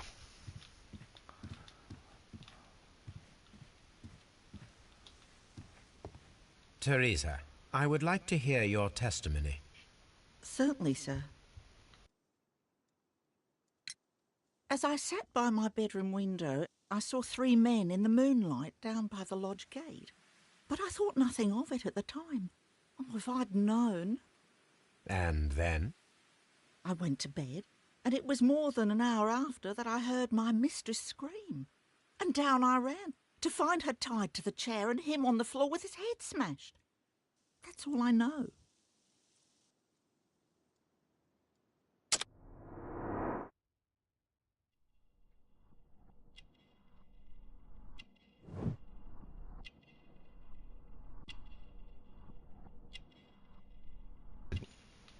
Wrinkles indicate she's been a certain age, has been working here for quite some time.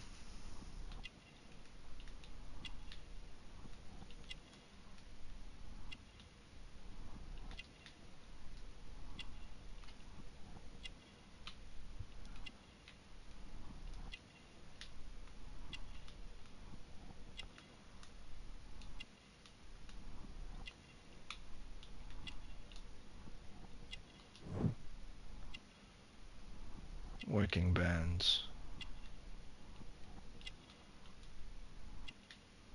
Wait, working hands. I'm talking about bands.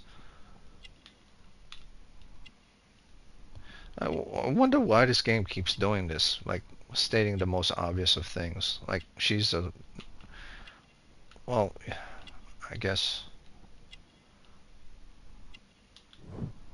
See, like this is not so obvious. I'm a maid, I'm a worker. I would have working hands. Coffee stains. She spilled coffee. When? How old is the stain?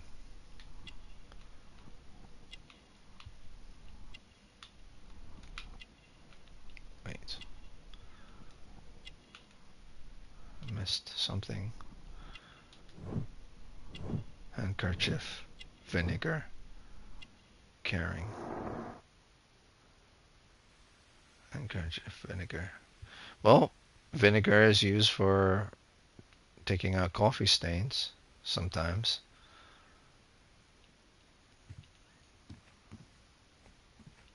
But vinegar can also be used as a disinfectant for dealing with bruises. Like you put vinegar on ice and then you put it in water and then you apply it to someone who has a bruised eye, and the products in the vinegar starts to soak out and absorb the bruise. It's quite fascinating.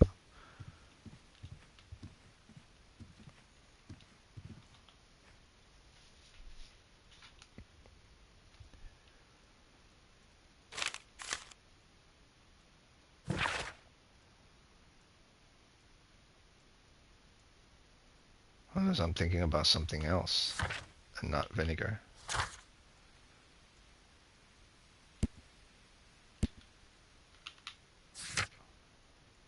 Okay. Investigating the murder of Abby Gray. Bedroom of Lady Rexall.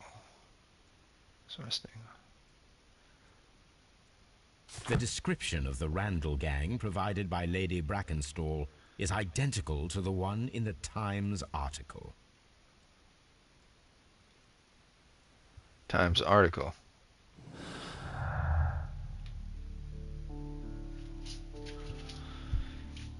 Randall.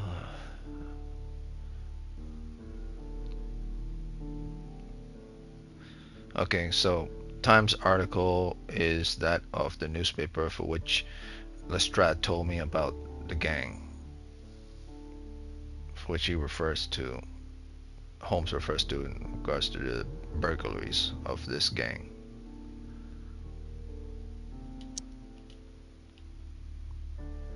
Wouldn't say he was involved in this gang.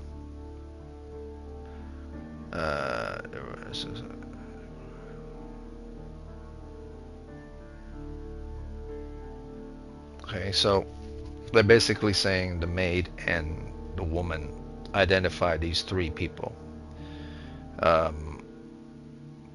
And Holmes is saying that it's more than likely that they are the Randall gang because they come in threes.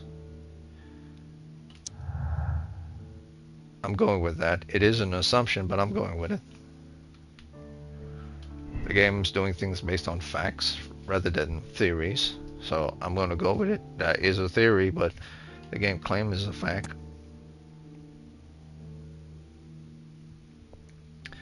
Testimony and evidence match and point to the Randall gang. Sure, there are three people. They ransack people's houses. They commit crime. Evidence: ransack houses, hurt people. Testimonies: people witnessed and saw it. Seems fairly obvious. The robbery was fake, and the story invented in order to blame Sir Eastach's death on the Randalls. This is where I want to go. But we can't go where I want to go. We have to go to where it's logical and science. So we're going to go logic and science. The whole time I wasn't going logic and science in the three previous stories, but the game is obviously going down this bullshit route, so I'm going to start playing by its bullshit games.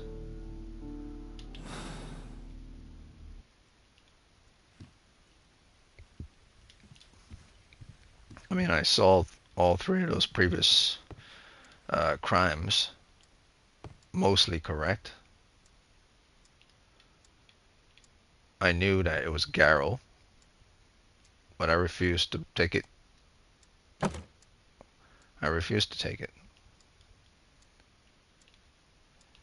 because it's so cliche and obvious. Two women. This photograph of Lady Brackenstall and her maid Teresa was taken at a port, but which one? This photograph of Lady Brackenstall and her maid Teresa was taken at a port, but which one?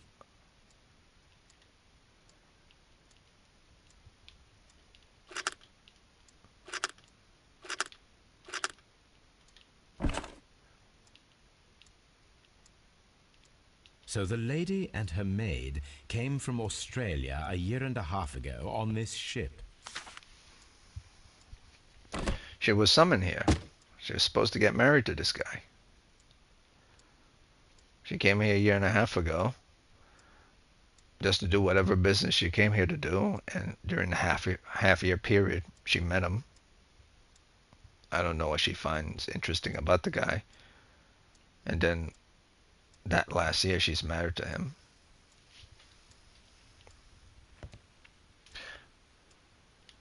Oh, but I can't do that. I have to follow the rules of the game. I can't think for myself. Okay, R1.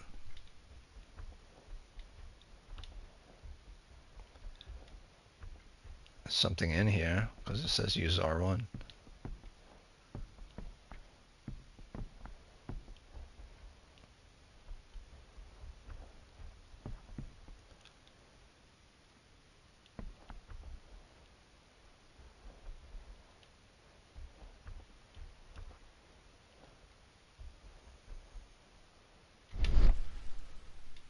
So I took out his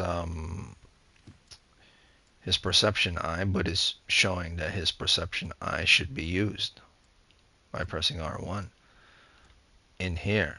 So that's what I'm doing.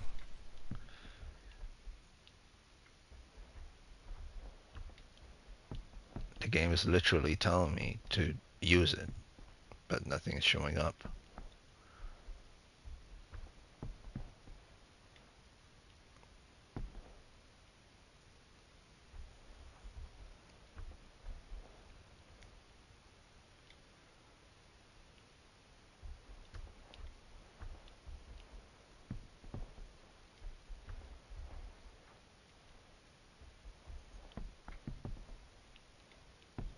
In here, perhaps. Underneath the table. There we go. These scratches are most definitely made by the picture frame.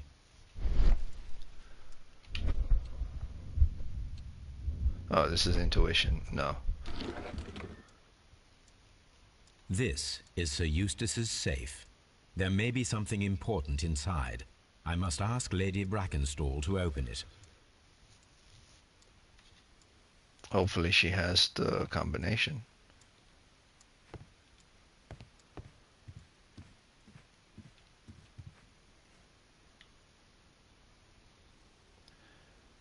Out of curiosity, I wonder, how old was Mr. Eustace? She looks rather young.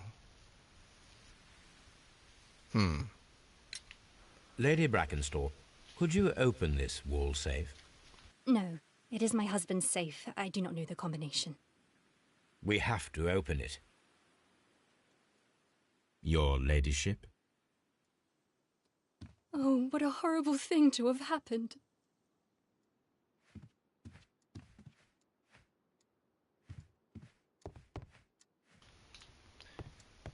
Okay, so he says we have to have opened it. Let us try to open this safe. This safe can be cracked. I only have to pay attention. The dial will vibrate when it is set to the correct number. Okay, I can only rotate left and rotate right. So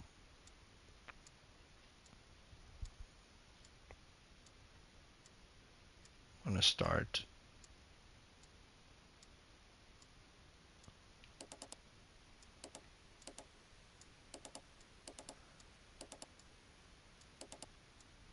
I can skip if I want.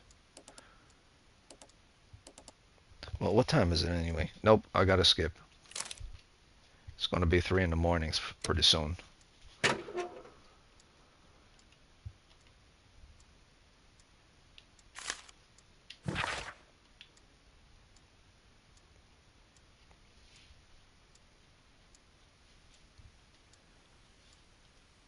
Medical records.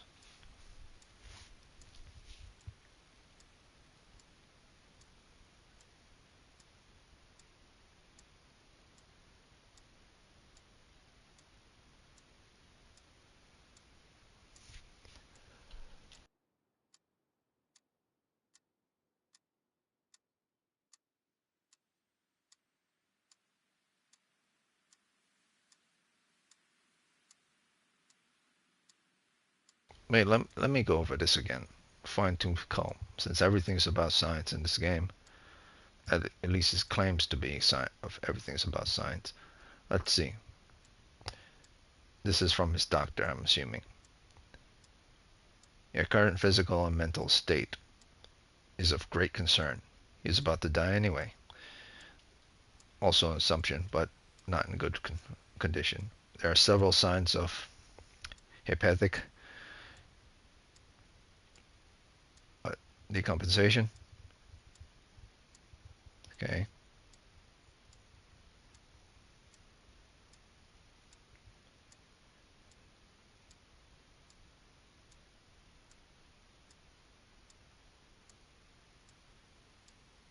Liver damage. Odor from breath. Common in those who suffer liver damage. drinking a lot eventually leads to liver damage. Maybe he was an excessive drinker. Then there are abscesses, lung abscesses that we have discussed, like cramps.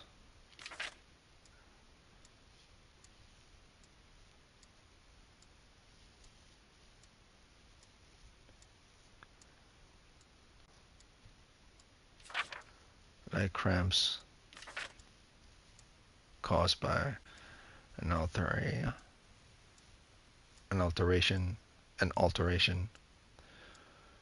to the nervous system.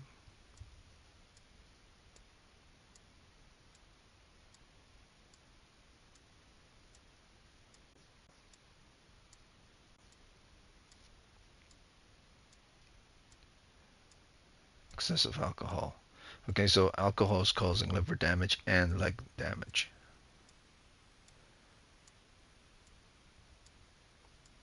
Tremors.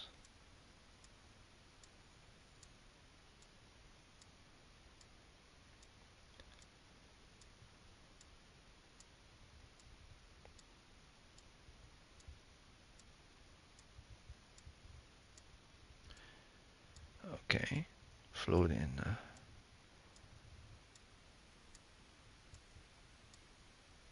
peritoneal cavity.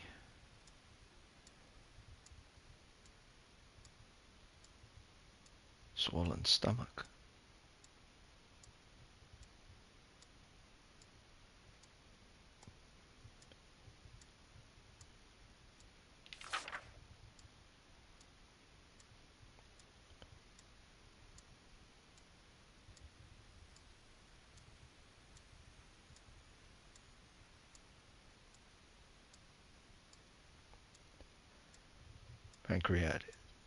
Pancreatitis.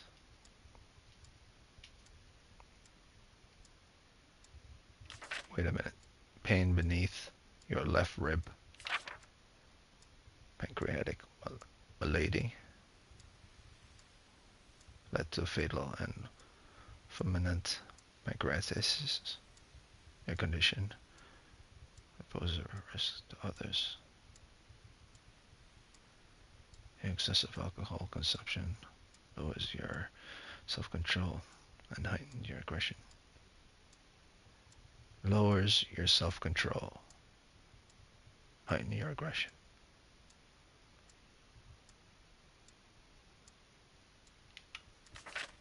Okay, all this tells me is that one, he drinks way too damn much, to the fact that it is causing him leg problems for which he could hardly move his legs, and it also causing him liver damage, and it also is causing him, I don't see how it could be causing him stomach damage too. I understand pancreas. Your pancreas is all over the place. It means you'll be pissing all day. But if he's damaging his liver, then that will happen. Pancreatic malady is that typically happens. I don't know about pancreatitis. Not sure what that is. Not sure what peritoneal cavity is either. Evolving. Not relevant towards the story, but relevant towards the reason of his aggression and the reason for his physical condition. Also could be reason why he would burst in and think he could take 3 guys in a fit of rage. But alcohol does give you a bit of strength, but not really. It's just an assumption. So this doesn't really tell me anything other than he'll probably die soon anyway, that nobody really needs to kill him. He would kill himself from his own alcohol. Pancreatitis. I need to look that up.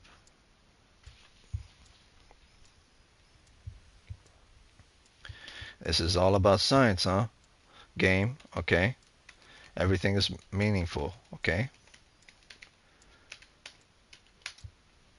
Let's see. Pancreatitis, inflammation of the pancreas, an organ located beneath the stomach that produce digestive enzymes and hormone. It can be acute, meaning it comes on suddenly and is often short-lived, or chronic. Long-term conditions can worsen over time. So it comes every now and again. It's like needing to want to go to the bathroom all the time, every now and again. Inflammation of pancreas. Not important whatsoever, unless the three guys who came in to freaking assault him came to assault him just to have him piss on the floor. Get a good laugh out of that. Antique coins, possibly of value, but they're scattered without care. So what? He's a drunkard. He probably set them up there, and then one day, drunk, scattered. Unless they were able to get in here, for which he forced them, or yeah, three guys forced him to open this up. But based on her testimony, the wife, he came to try to defend her honor, fought them. They used a poker, killed him with the poker. She's leaving off certain things. If they're coming to rob your house, they're interested in this. They don't give a shit about killing the guy.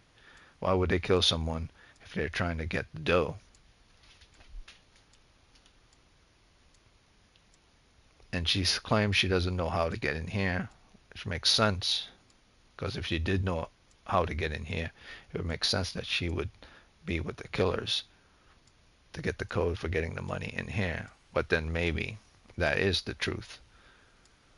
If she openly admit this, she would be seen as a suspect. It is common practice to keep one's valuables in a safe behind a painting. It should not really pose a challenge for a criminal. That's right. And that's the truth. This shouldn't pose a challenge for a criminal. If they're good at their job, they probably wouldn't even need him to ask, hey, open the code for this. They would be able to do it themselves.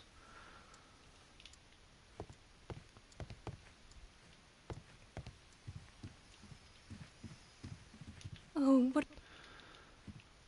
See if you know anything.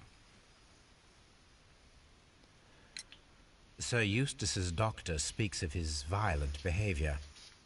Yes, Sir Eustace was an extremely violent man. A detestable human being, to be more precise. It is true that he once threw a decanter at me, and all because I dared to stand up to him in defence of my mistress. Sly devil. God forgive me that I should speak of him so now that he's dead, but a devil he was, if ever one walked the earth. We met him only 18 months ago. She'd only just arrived in London. Yes, it was her first voyage. She'd never been from home before. Wonder with his title and his money and his false London ways. If she made a mistake, she has paid for it, if ever a woman did. She doesn't have any friends here, so it was specially hard for her. And there it is. She came with her from Australia. Was it Australia? And 18 months ago. And she did say it was a year and a half ago that she came here. So she met him that year, that same... Wait, that's weird. I wonder if she met him exactly after she got to London. Or was it a certain... during that time period? If it was that same month when she got there a year and a half ago, that means he moves very fast. It's very strange. I mean, if the story was something like, I came here with her a year and a half ago and she met him 12 months ago or 14 months ago. No, it was the full year and a half, the full 18 months.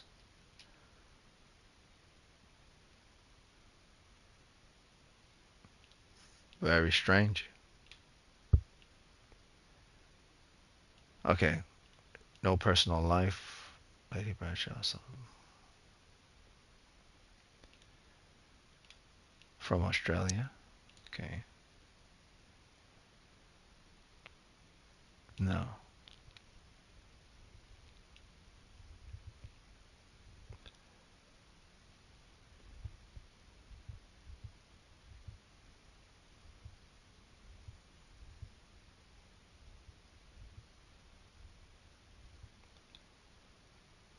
Yeah, but this has nothing to do with her coming to this country. This is more recent. This was a year and a half ago. I mean, I kind of figured they wouldn't be attached. This also doesn't seem to be logical. Wait, she seldom went out after arriving in England. It was commonly known that she had no social life nor any close friends. Well, the woman did say this. Yeah, so these are mostly related to each other. Yeah, okay.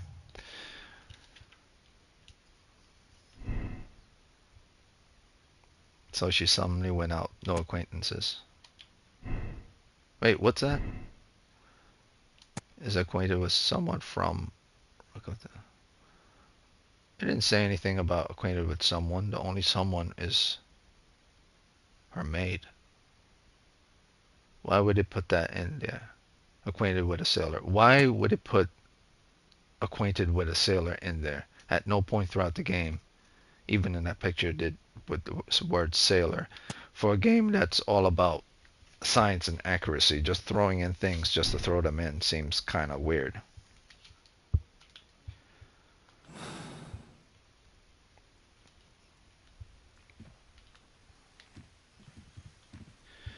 Okay, so it's 3 o'clock now. I gotta end this right now. So the story is, what's the name of the story? I don't even know the name of the story because this isn't Bloodbath. I went straight from Bloodbath into this, into her story. So I'm gonna continue this tomorrow, and I'm gonna put it as a part 1, which means as soon as I restart this mission, I'm going to skip everything leading up from the beginning all the way to here all over again until I'm at the part where I have both these deductions initiated. So the whole Holmes coming up here, Lestrade, even talking to her, Bullseye, all this, I'm going to zip through all of those tomorrow as the part 1. In fact, I'm even going to stay in the video because typically I'm not supposed to be doing this. Today was the end of Bloodbath story. Alright, so that's it.